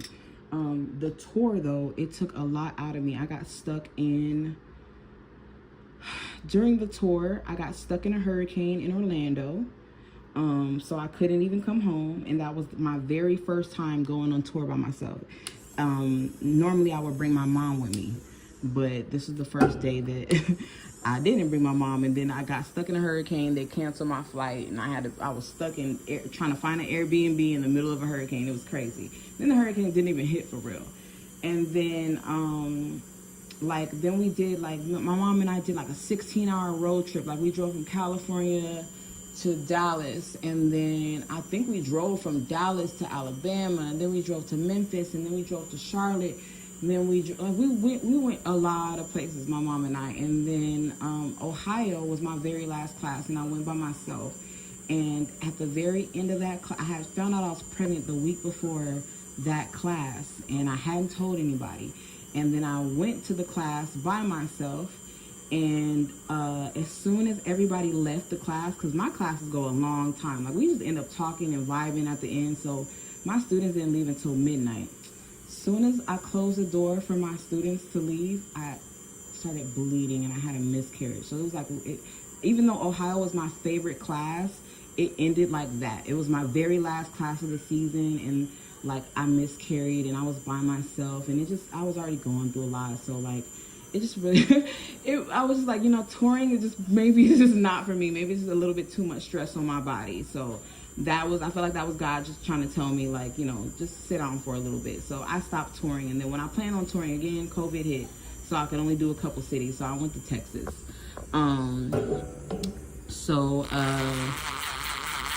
This is not a good standing band. So, I don't tour anymore. Even though I did love it, I don't tour anymore. COVID kind of threw a monkey wrench in that. And then, when we finally got over COVID, I did end up leaving Cetones. So touring is not something that I even plan on doing again, y'all, because I got so many kids now. But I do know that, like, whenever I visit, like, my family in Houston or in Tuscaloosa, Birmingham, Huntsville, that I always offer classes when I'm out of town. So when I'm out of town, I always say, like, hey, y'all, like, I'm in Ohio for the week. And there'll be, like, 2 or 3 people who want to take a class, who are, like, ready to pay, and they want to see me, they want to take a class. So that's always fun. So when I am in your city or in a city near you, I always announce it that way that anybody wants in-person classes, I don't mind teaching. And my family is kind of used to it too. Like, yeah, she coming to visit, but she gonna be doing classes and stuff while she's here. Oh, thank you, Mika. I know that was sad, right? Wasn't that a sad story? It was a sad story, but it wasn't a sad story because I know that sounds bad. I know I have like a dark sense of humor, but it wasn't that sad of a story because I don't know. I've dealt with so much like death in life that I've learned to be a lot more accepting of God's plan. And so even though, like, yeah, I mean, losing a baby is always going to be a difficult process, especially for your mind, not just for your body, but for your mind as well. But honestly, it wasn't time for me to have another baby. It really wasn't. And it wasn't time for it was not time.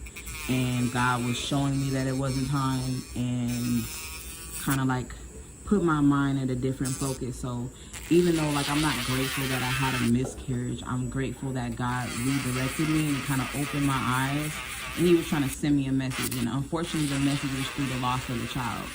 So it wasn't my first miscarriage, it wasn't my last.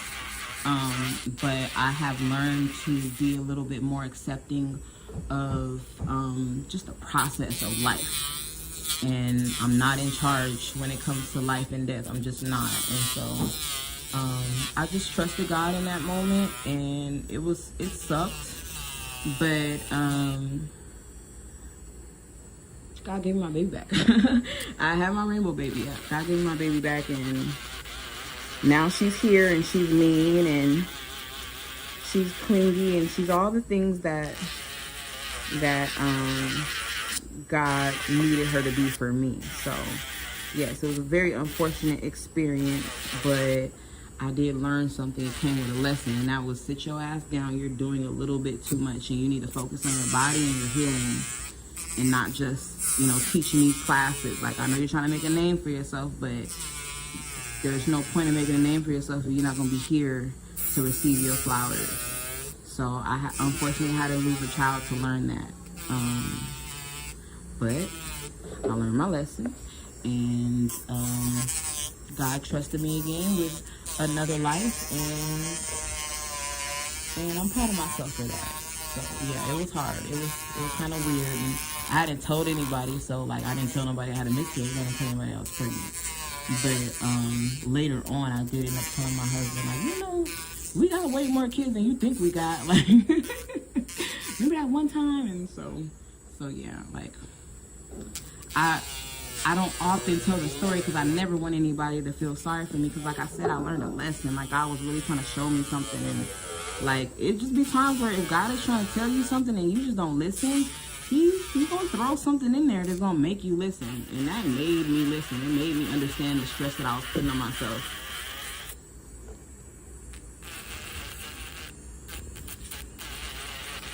Hey Mary, I see you back. I saw you on the replay of my live from last night. Thanks for checking in.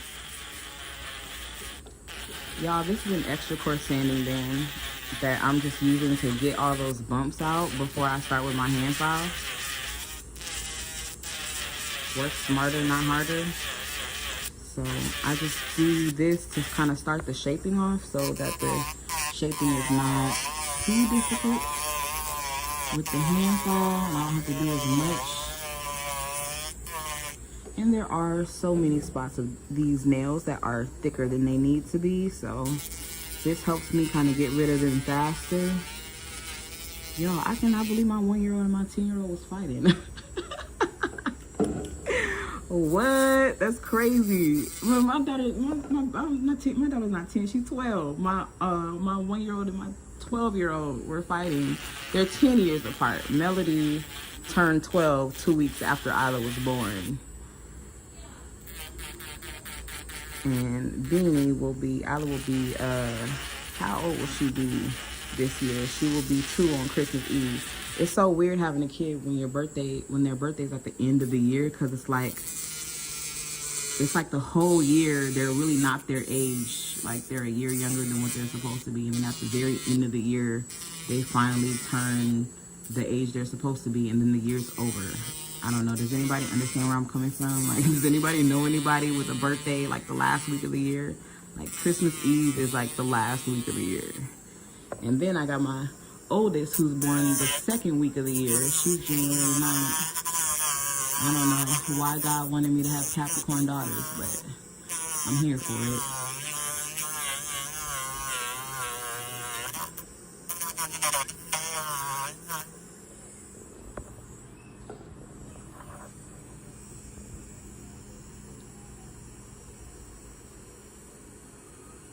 Oh, I feel like you can do it all with the e-file. You really can. You can do it all with the e-file. I'm just a little bit anal, and I feel like I have a lot more control with my hand file. But you 100% can do it all with the e-file. You can just change your bits out. You can get a softer one, because this is an extra coarse one. And then you can switch your bits out to one that's more soft.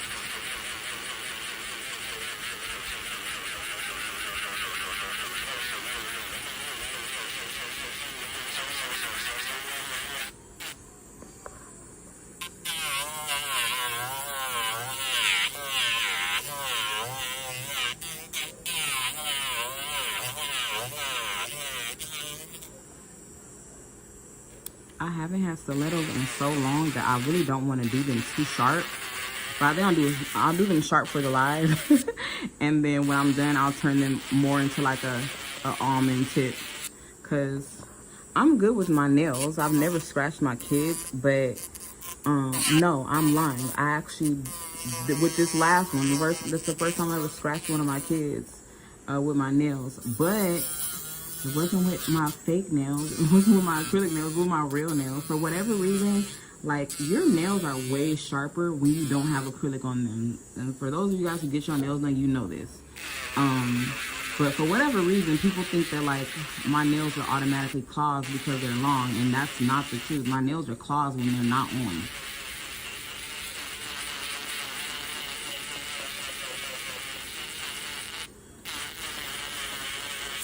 Definitely give sweet tones a try. It is, I mean, we came from small, humble beginnings, but at the end of the day, like I said, we are nail technicians. Not only am I a nail technician, but my mother is a licensed nail technician. Did y'all know that? I bet y'all didn't know that. My mother is also a licensed nail technician. We went to school together.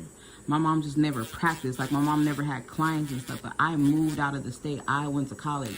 So since I was 17, I've had my nail, well, since I was 18, I've had my nail license.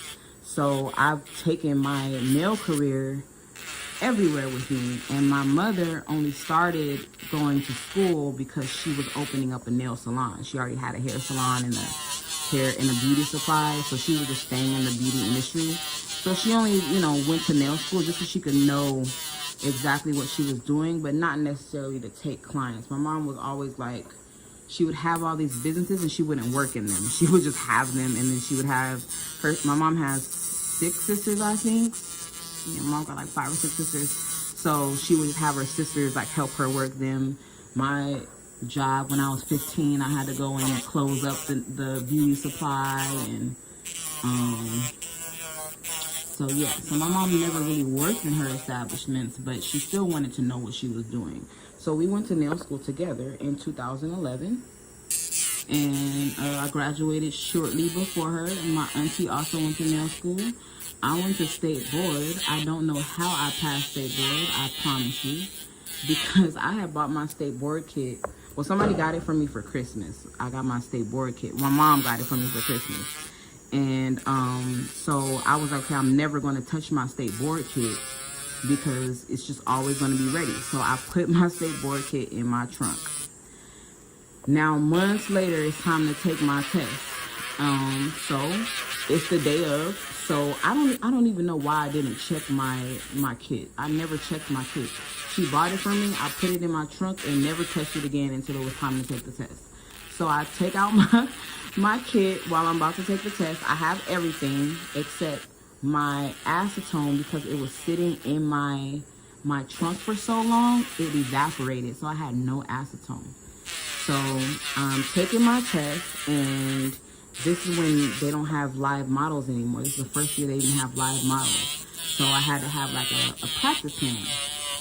So what I was supposed to do at this point was I was supposed to do an acrylic nail, and then I was supposed to polish it red. But I was only supposed to do one, and I wasn't listening to the instructions. So I did all 5, and I polished all 5 of them red. Well, I polished 3 of them red before the lady came over to me, and she was like, "You're only supposed to polish 1." And I was like, "Oh, okay, I'm sorry." So then I go to pull out my acetone to take the polish off of the other 2 nails that I painted, and yeah, I didn't have no acetone. So I started wiping it off with paper towels. It was just bad. It was really bad. And the lady was just, and she's a black lady, she just started shaking her head. I was like, "I don't have no acetone, I'm so sorry." So she started shaking her head or whatever. And then, so that was the end. And then I had to take the written test on the computer, right? Y'all, I to this day don't remember. I have no idea how I passed that test, because that stuff looked like a foreign language. I don't know if I just didn't study enough, or I'm too cocky to study. I was always like that in high school, but everything on that test looked like a foreign language. It looked like rocket science. And once I was done with the test, I just knew, like, you know what, girl, you might as well just go home, because you did not pass that, and you know you didn't pass that. And then it's time for them to call us up to grab our licenses. Like, if you pass, they sat us all in a room. I was the only black person there, other than the instructor. They sat us all in the room, and it's so funny because I had on a black smock. Like, my scrubs were black, and everybody else were white. So I'm the only black person in the room wearing black scrubs, and everybody else had on white scrubs. And she's calling everybody like, "Okay, come get your license, you pass. Come get your license, you pass. Come get your license, you pass." So everybody is going up there, every single person. And then now there's just a group. It's a small group of people, and I'm like, "Oh, this is the group of people who didn't pass." So she called up one girl, then she called my name, then she called one more girl and was like, "Okay, and the rest of you guys didn't pass." So she called me second to last. So I was like sitting there with the people who didn't pass, and yeah, I just knew I failed, and I was like, "Damn, I'm gonna be so mad. I gotta pay for this test again." But yeah, she called me up, and I went and grabbed my license. I was super excited, and it was like, it was already printed out and stuff. And I went home. It was like a 2-hour drive to get home because it was in Glendale. And yeah, that's how I got my license. But I do not know, like, after taking that my theory test, and just not understanding anything on it, and then I took my, and then I didn't have my acetone. Like, I really messed up not having my acetone. Like, I just knew I was never going to have I wasn't going to get my license that day. And for whatever reason, I got my license that day. And I've had it, and I've kept it in good standing ever since, because I don't ever want to take that test again. If they made me take that test now, I think I would, I'm pretty sure I would pass, but I still would be like sweating bullets. It's because it's not that the test is hard, it's just so much vocabulary. There are so many terms that you need to learn that you can't even pronounce. So many nail diseases and skin diseases and treatments and symptoms and all types of stuff. So yeah, it was too many for me to keep up with that day. And but I passed, y'all. But I knew I didn't. I just knew I didn't. I was like, damn, I gotta tell my mama I failed. She sent me to nail school, and then my mama paid cash for nail school. And she held that over my head for years. And then one year I gave her back all the money in cash for my nail school. Because I'm like, you're not going to keep holding this over my head. And you say you need a new fridge. So take this and get you a new fridge. And she had enough that she bought 2 new fridges.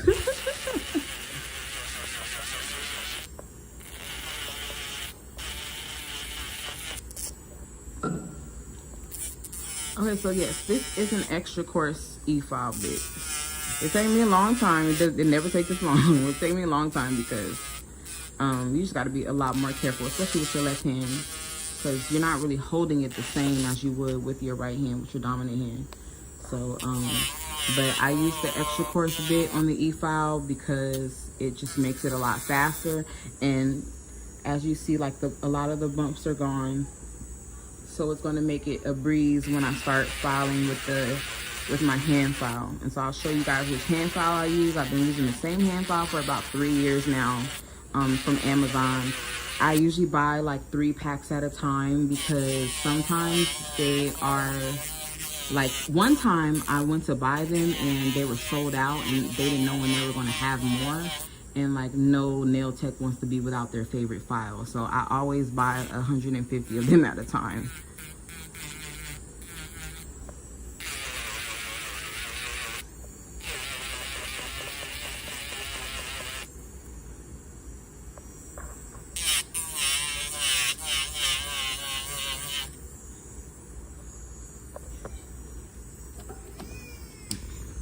All right, so again, I'm not here to sell you nothing.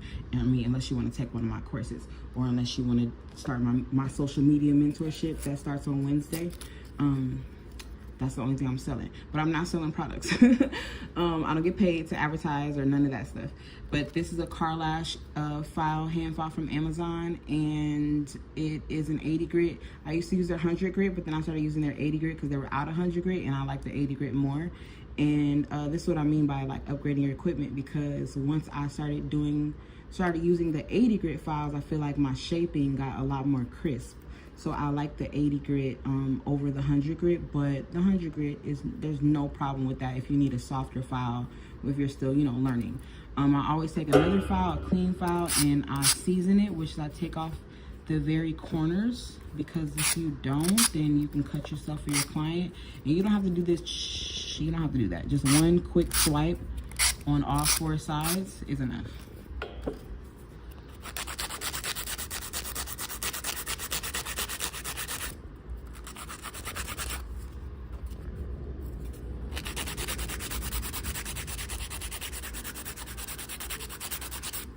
And I never do my shaping for you guys on live either. I usually just do the acrylic application and then I get off. Like, I don't do the prep, I don't do anything else for you guys, just acrylic application, and I get off, and then I do this harder part off camera, because as you can see, I gotta throw up gang signs and stuff just to get my fingers in the position I need them in. So it's not very comfortable recording when I'm using my non-dominant hand. That's why you guys don't see me do it often. But I have my camera set up already. I'm in my living room. I'm literally using a table tray, like one of them TV trays that your grandma used to serve your granddaddy on. Yeah, I'm using that right now to do my nails.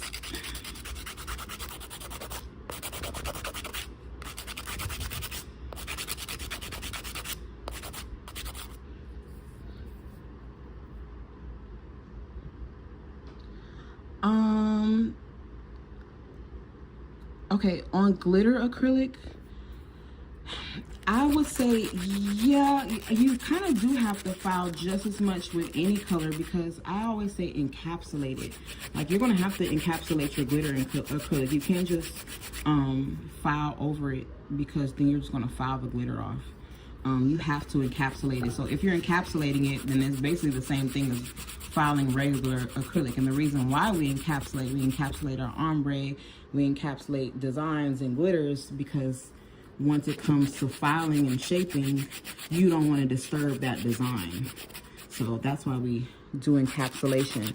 And we also encapsulate so that we save our color. Like, you're not supposed to build up a full nail with a colored acrylic. You're supposed to just color the nail with the acrylic and then encapsulate and build the body of the nail and the apex with your clear. That way you're not wasting your color, because color is expensive and clear is not. So you want to build up the nail with your color. I mean, you want to color the nail with the colored acrylic or glitter acrylic, and then you want to build up the body of the nail with your clear.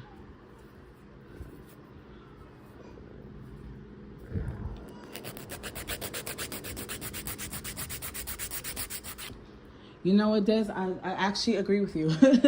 Des is on YouTube. She said this is her favorite part of doing a set, the filing part. Like, same. Like, I do enjoy acrylic application, I really do, but it's just something so satisfying about correcting your mistakes with your file.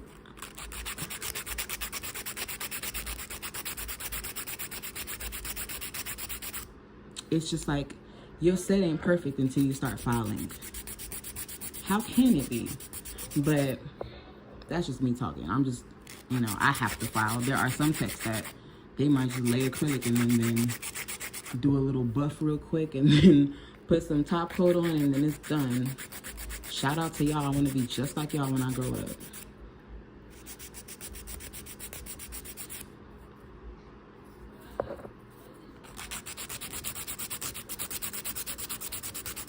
I was supposed to do my nails for my birthday, y'all.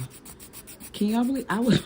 So we eloped. I have never wanted a wedding in my life. As a matter of fact, I never thought I would get married. I told everybody I was never getting married, and then here I am married. But I did not have my nails done for my 30th birthday this year, which is crazy. And I went and eloped and didn't have my nails done at my own ceremony. That's so bad. I don't know what kind of year I'm having, y'all. I don't know what kind of year I'm having, but my nails have not been done. Y'all saw my toes last night. That live that I did on my, like, oh my God, it'd be embarrassing getting on live, or it'd be embarrassing showing y'all my toes, because they be looking so bad. But the beauty of it is, like, I get to show you guys the transformation process. So it's like, yeah, my toes look bad, but it ain't like I can't do them. I feel like, I don't know. I'm grateful for being a nail technician, because people be in my comments and they be like, oh my God, like, look how long your toenails are. Like, how does your boyfriend sleep with you? Or like, no man is ever going to want to sleep with a girl whose toenails are that long. And it's so funny, because my husband be like, babe, it's time for you to do your toes. But then after a while, he don't even care, because it's like, she gonna do them. Like, I guess he don't care because he ain't got to pay for them.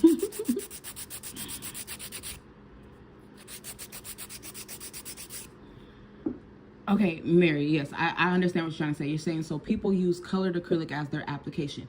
And yes, some people do use colored acrylic and they don't encapsulate it. Yeah, but that's not how you do it.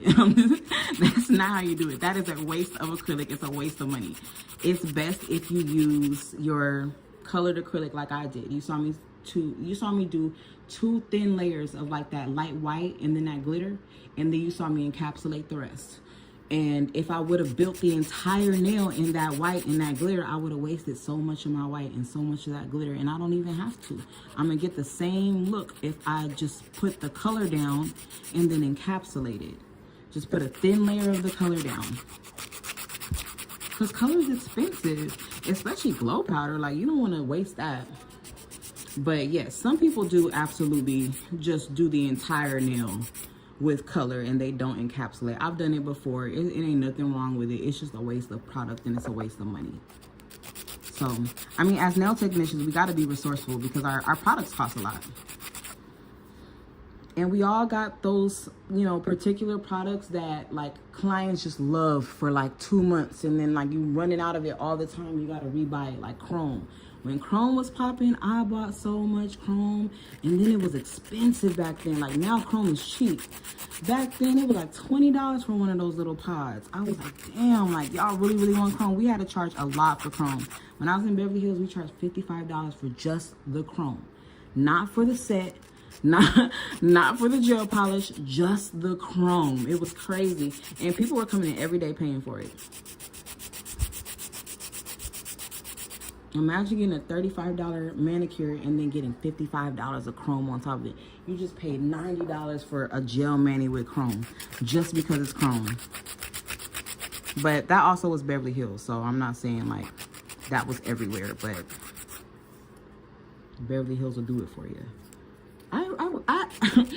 I enjoyed working in Beverly Hills simply because of the money, but I really didn't enjoy the people. But I had a beautiful time, like meeting celebrities. I told y'all about my experience with Kelly Rowland when I had to run off with her wallet. And then I got to do Vanessa Hudgens' Halloween nails one time. And she had asked me for this specific design. Her and her sister were getting matching nails.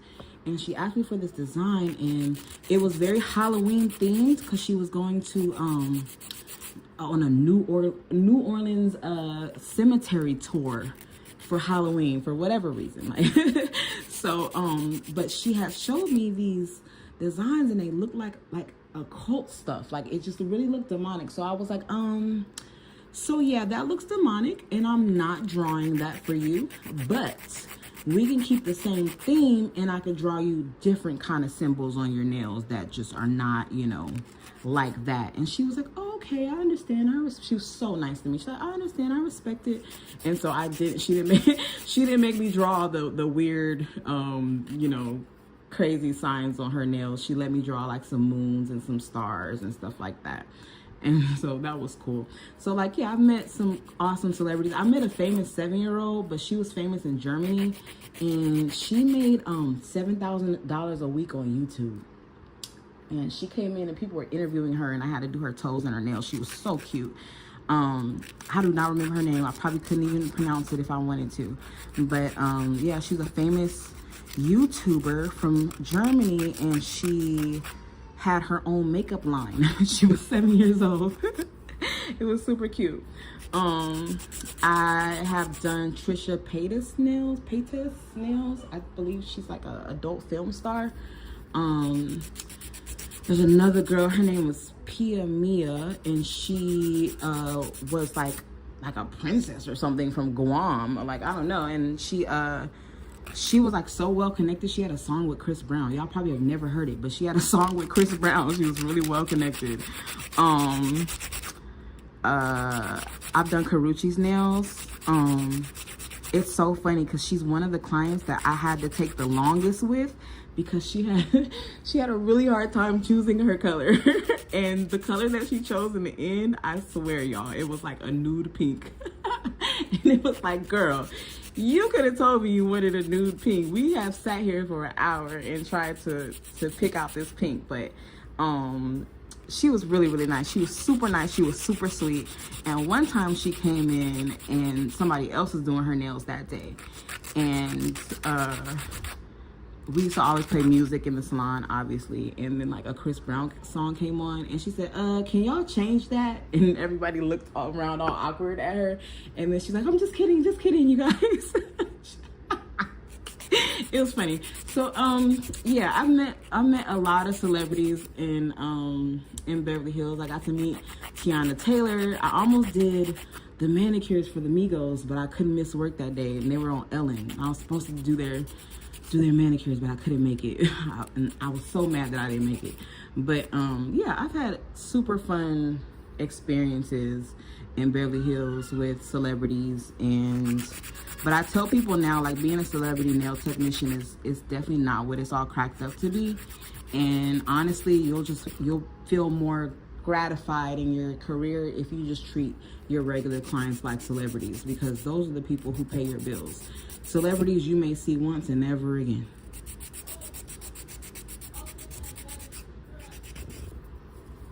Yes, Mary. So these are encapsulated. So I did that white, I did that glow white, I did a little bit of glitter, and then I encapsulated the entire nail.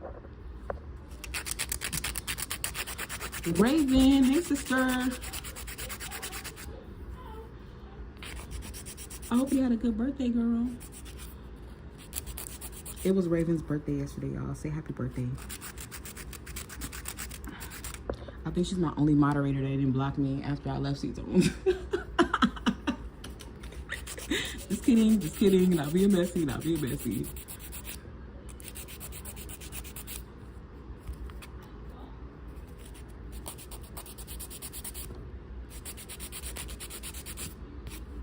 Oh, then we had a nail group, y'all. We had a nail group that had like 17K people in it. Man, when my page got hacked, they hacked the nail group too. I felt so bad.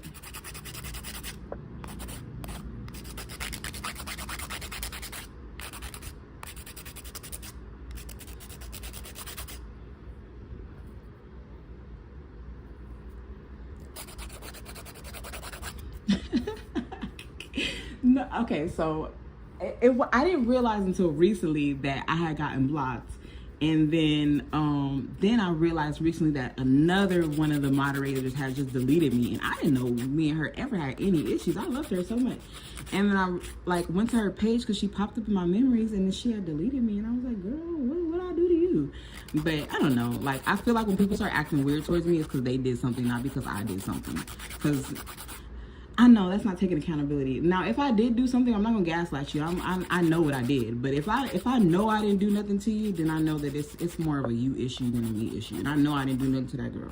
So yeah. So I got deleted, and then of course a different one blocked me, but she was blocked long before I left Seatones, and you know, stuff like that. So it was ghetto. It was real ghetto. And then another one, I love her, but I had to block her only because she was relaying information to my mom, and it was kind of like, don't do that. Like that's don't do that. Like, nah, I don't like that. Like, if I want to talk, when I want to talk to my mom, I'm going to talk to my mom. Nobody has to force me to do it. Nobody has to beg me to do. Like, my father calls me literally like once a week and begs me to talk to my mom. Like, nobody has to do that. Like, it's between me and her, and we know what happened, and we know what it is, and I believe that both of us are content with never speaking again. So I feel like if both of us are content with never speaking again, then I'm not sending people to look at her page, and she shouldn't be sending people to look at my page. And if I find out that people are screenshotting stuff from my page or only engaging with me just so they could, you know, report back to my mom, like, I don't care how much I love you, I gotta get rid of you. And I have literally gotten rid of so many family members and people who really ain't done nothing to me simply because they were, you know, crossing boundaries that they should not. When it comes to a mom-daughter relationship, it's just very, very delicate. And especially if it's not been a good one, or if you're the oldest daughter, or, you know, a lot of times black moms, it's just a different experience. And I know a lot of people know what I'm talking about. And sometimes we just endure it, you know, our entire lives because it's what we're used to. But I have daughters now, and I want to do it differently. And in order to do it differently, I had to remove myself from a village that wasn't healthy. So, you know, I love my mom. I just don't like people getting in the middle of our stuff, because I know people don't know the whole story because I ain't spoken about it. So if I haven't spoken the story, then I know for sure that people are being lied to and gaslit, and people think they know and they really don't, and that's what bothers me. Because if I ain't spoke, you haven't heard all sides of the story, so you are picking sides when you start doing weird stuff like reporting my content to somebody I don't speak to. I know I hate to sound, do I be sounding bitter when I get on here talking to my mom? Because I really don't be mad. Like, it's really just like, this is what it is. And if you want to be completely honest with you, it's kind of, our lives were probably always destined to be this way, because she and I have never had a good relationship.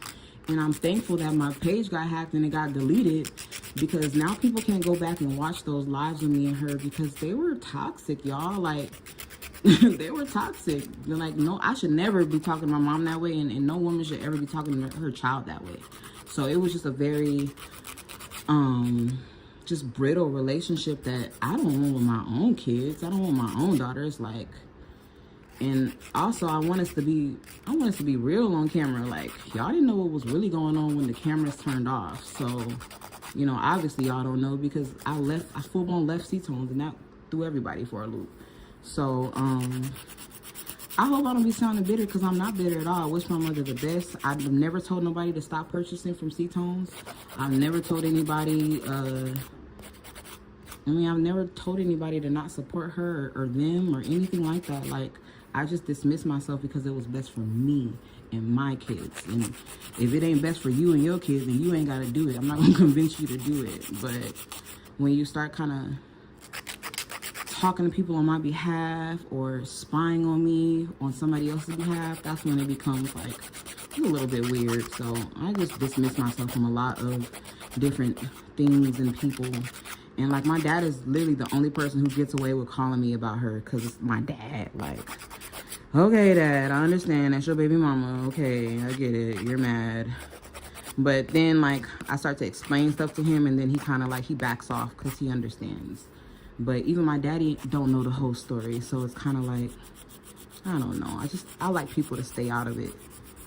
But I always like to let people know as well that it's no hard feelings. That's my mama. I would not be here without my mom. And I wouldn't be doing nails. Y'all wouldn't know me. And I wouldn't have my kids. And, you know, like, my whole life is on behalf of my mother. So there can never be no hatred there. But healthy is healthy, and sick is sick. So that's what it is. Oh dang. Okay, Mika, if you can't inbox me on this page, inbox Mickey Nails. I will comment on the live right now, and so go ahead and inbox that one instead, because that's my personal page. Well, I guess it's not personal, but I'm gonna comment right now. Maybe I can tag you.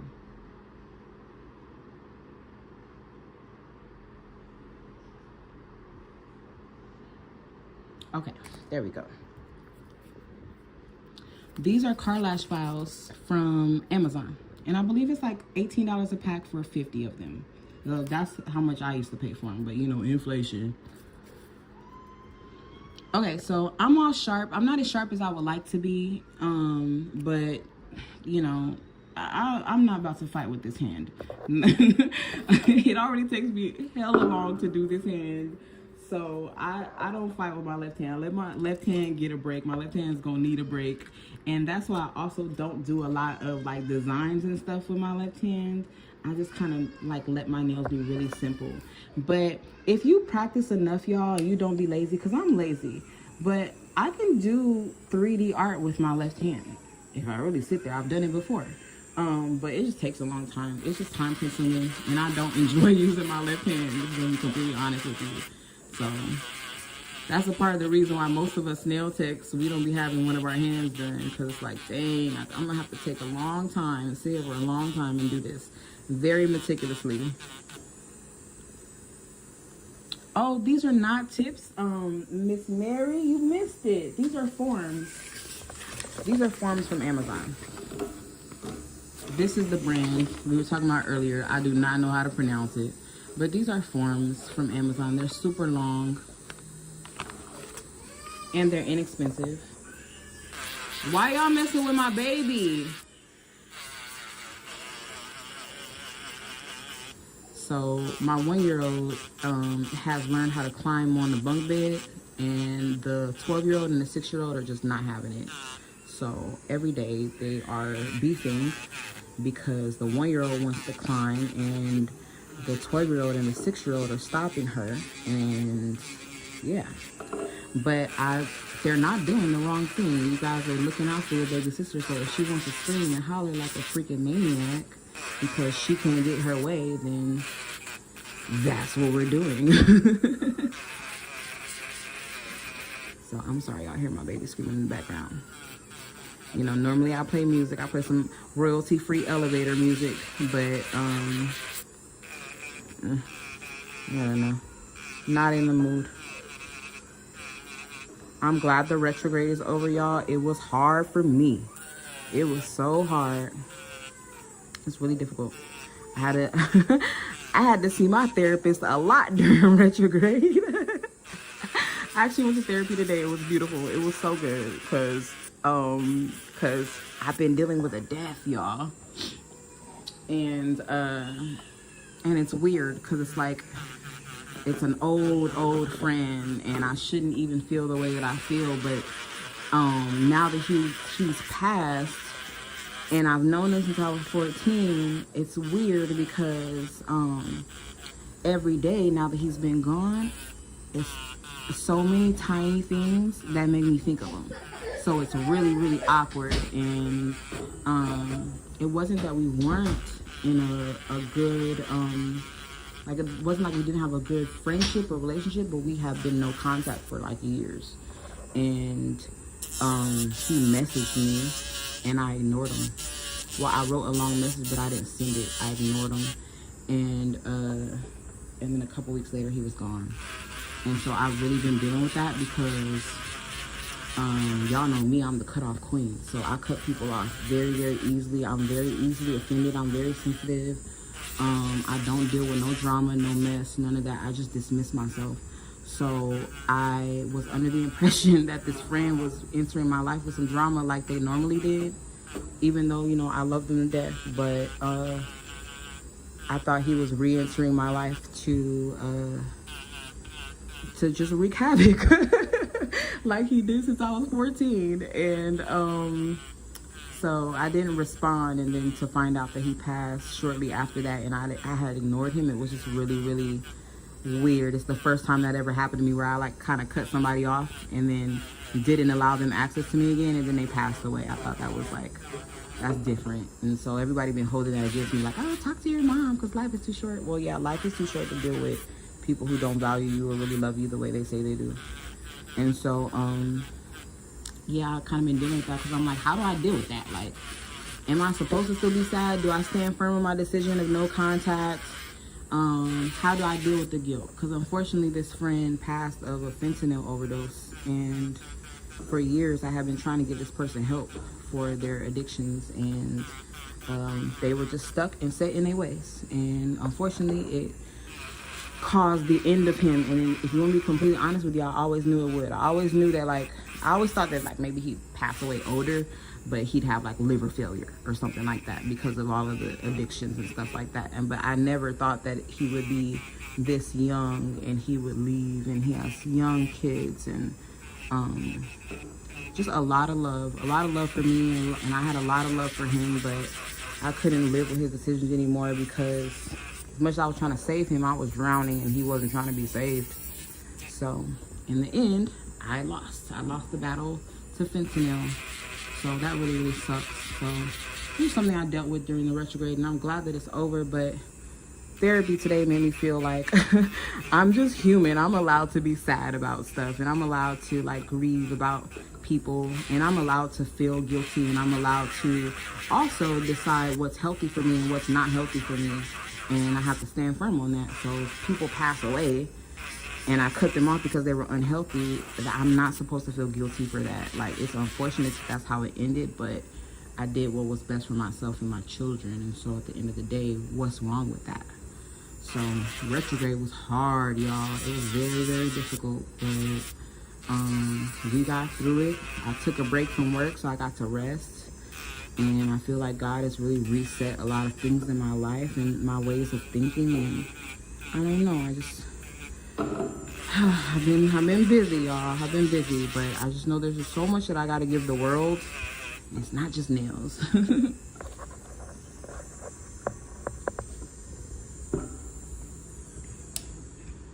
Okay, so retrograde, it's just astrology. A lot of people don't believe in it. I love astrology. I love numerology. I love that stuff. So it's just kind of part of my history, part of my family history. And so Mercury retrograde is just like the planet Mercury. It rules things like your finances and contracts and transportation and traveling, things of that sort. So when Mercury's in retrograde, it seems like the planet is moving so slow that it seems like it's going backwards. So retrograde means backwards, backwards movement. And so when Mercury is in retrograde, it's not going straight anymore. Things aren't going as planned.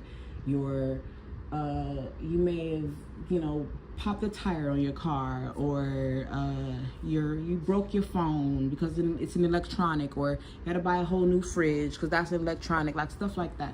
So like your electronics fail, your travel plans fail.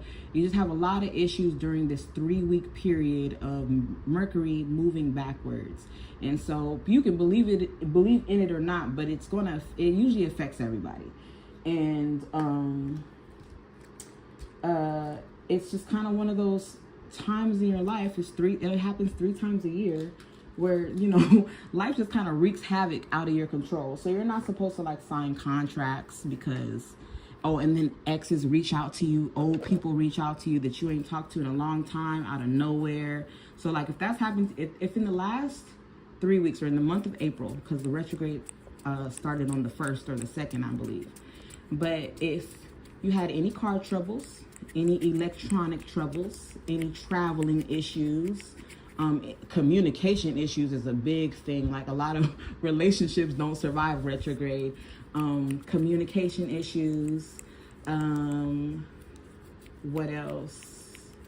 So like electronics, communicating. Oh, and like exes, old people, or people like old friends. If they just started popping up out of nowhere, and you're never supposed to reconnect with these people.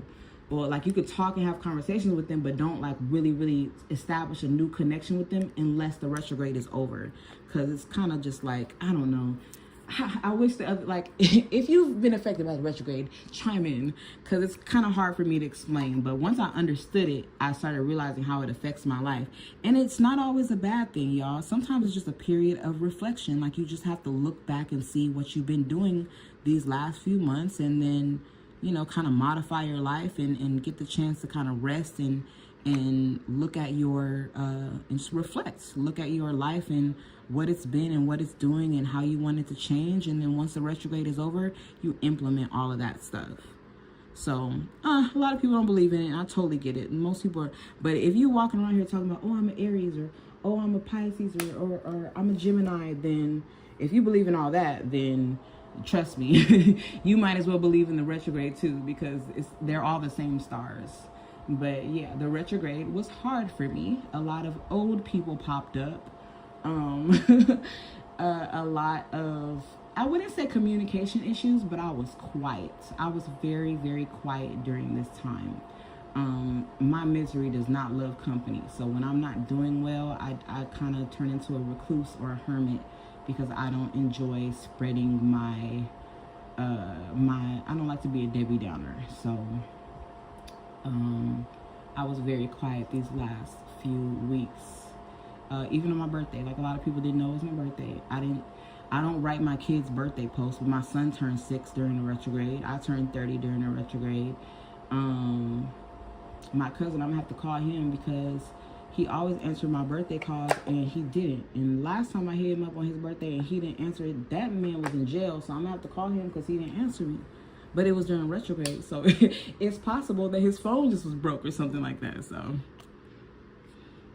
yeah, it wasn't a fun period for me, but I know what I gotta do. Like, I know how I have to move forward. I know how I want to move forward, and I have so much more clarity, and that is the purpose of a retrograde. But you don't get none of that clarity until the end.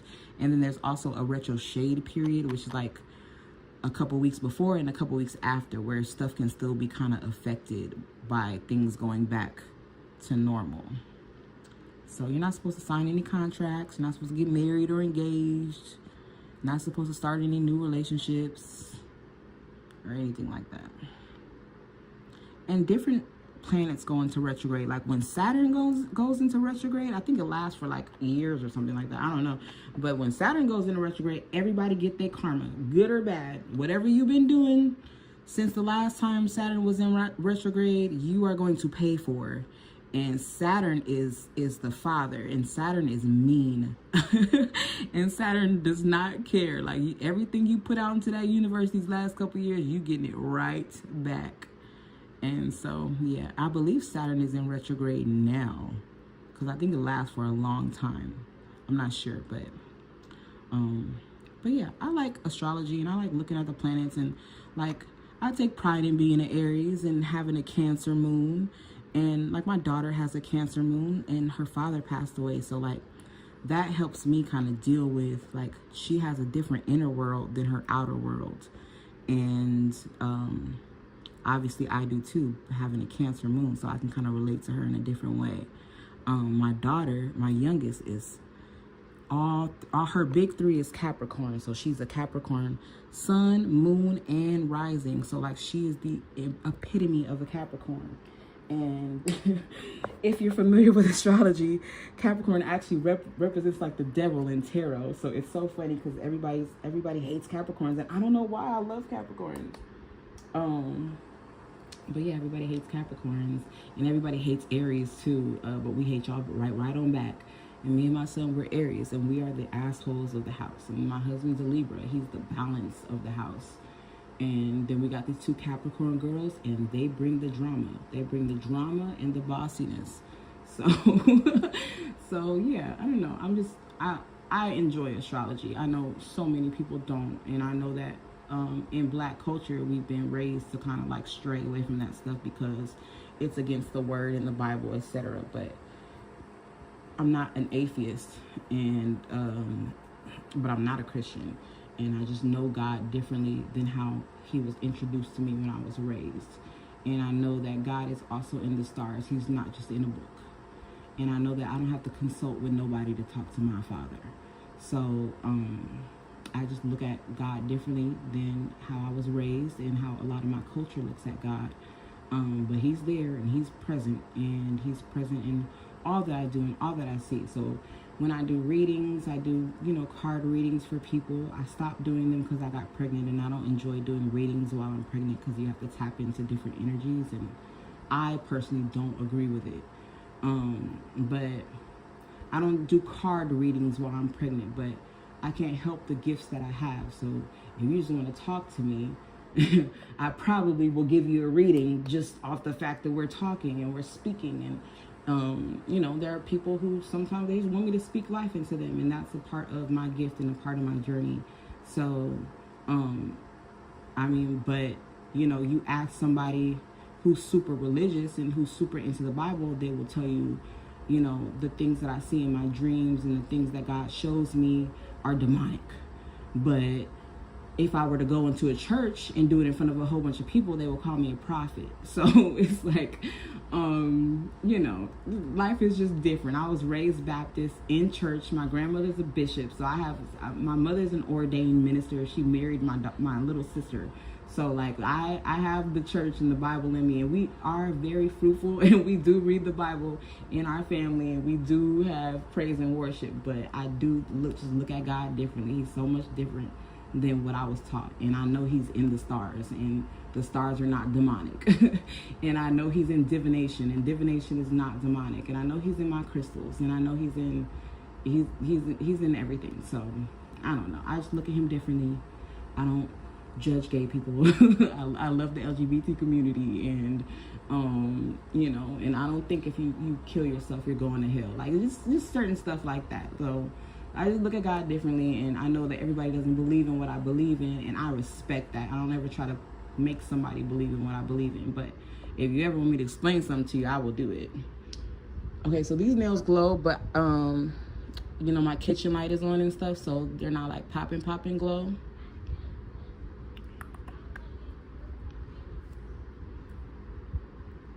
Ooh, see, Mary, you said your husband, your ex popped up. I know, it's weird. It's something about the retrograde. I don't like it because I be feeling like, I got a husband, and I don't need none of his exes popping up, and I don't need none of my exes popping up because, listen, we got some good over here, and I don't need I don't need anybody over here trying to hey big head, hey, what you been doing? I don't need none of that. So yeah, but it's not always exes and lovers. Sometimes it's like just old family members that you haven't talked to in a long time, or people that you may have fallen out with, or whatever the case may be. Just old people, I say.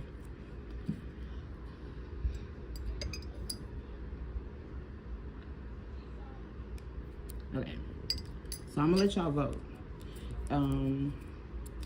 If I haven't talked your heads off too much, and I will end this live, and then I will start the live over again and do my other hand. But if y'all done with me, then go ahead and save this live. Watch the replay. I'll talk to y'all later, and you can watch the replay of the other live.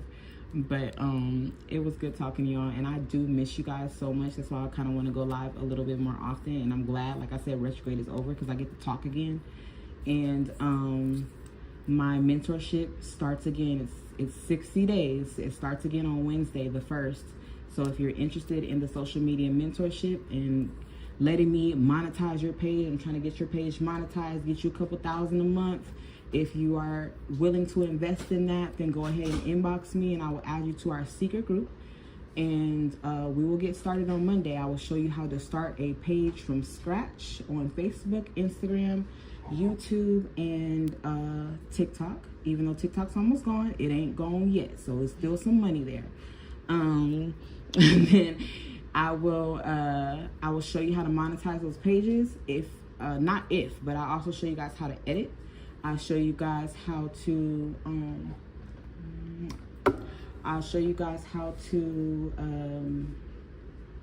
edit, how to schedule your content, what to do with your content, how to take breaks and still show up every single day. I'm going to be on your ass. So if you're like, ooh, Mickey, I'm tired today, girl, I don't care. Either you're going to have to give me your password so I could post for you today, or you're going to have to post. So I figured like a lot of people's issue is they don't know how to edit content, and they don't know how to make quality content that will get them the followers that they need to make the kind of money that they want to make. And this is my 3rd time creating a page with over 100,000 followers, so I do believe I have the recipe. But we already have 12 people in the group now, and we are welcome to opening more people in the group. And it's not just for nail technicians. We got lash technicians in there, we have barbers in there, we have nurses in there, we have different walks of life in there. And a lot of people just don't want to work no more, and that's kind of the point. I'm a stay-at-home mom and I love it. But if I gotta go outside to work, I can go outside right now and work. But it's a blessing to be able to stay at home with my kids and not have to work. I'm a homeschool mom. My kids have been homeschooled since COVID. My daughter is diabetic, so I can't really send her back to public school so easily. But my son is 6 and he reads at a 3rd grade level, and he's technically in kindergarten. So I get to do that with my kids. I get to be there with my kids. My husband doesn't like me to work the first 2 years after I have our kids. So our first one ain't even 2 yet. So I'm stuck in the house, y'all. But I get to, I wouldn't say help, but I wasn't raised to be the woman who just sits and does nothing and doesn't contribute to the household in a monetary way. And so I did that, and it was very depressing for me. And even though like my husband had everything taken care of, it was just depressing. Like, I ain't making no money. I'm not doing nothing. And then I was like, let me get my pages back popping, because I don't want to sit here and not be fruitful. And so now we have an extra income in the house, and it's beautiful. So yeah, if you're interested in joining the mentorship, I work with any budget. I got mentorships as low as $75, and they're personalized. You actually get to talk to me. We get to FaceTime. We get to Zoom. We do it once a week. We get to join each other, talk to each other, and bounce ideas off each other. So I really do hope that if any of you are interested, just let me know, inbox me, send me an inbox, and then let me know your budget, and then come on, join the group. We'll join the group on Wednesday, and we'll get started on your 60 days, and let's see how much money I can get you. So yeah, that's it. I'm gonna get out your face. I love you guys. Let me see, I'm gonna turn the glow back on for you one last time, and then I'll do my other hand. There we go.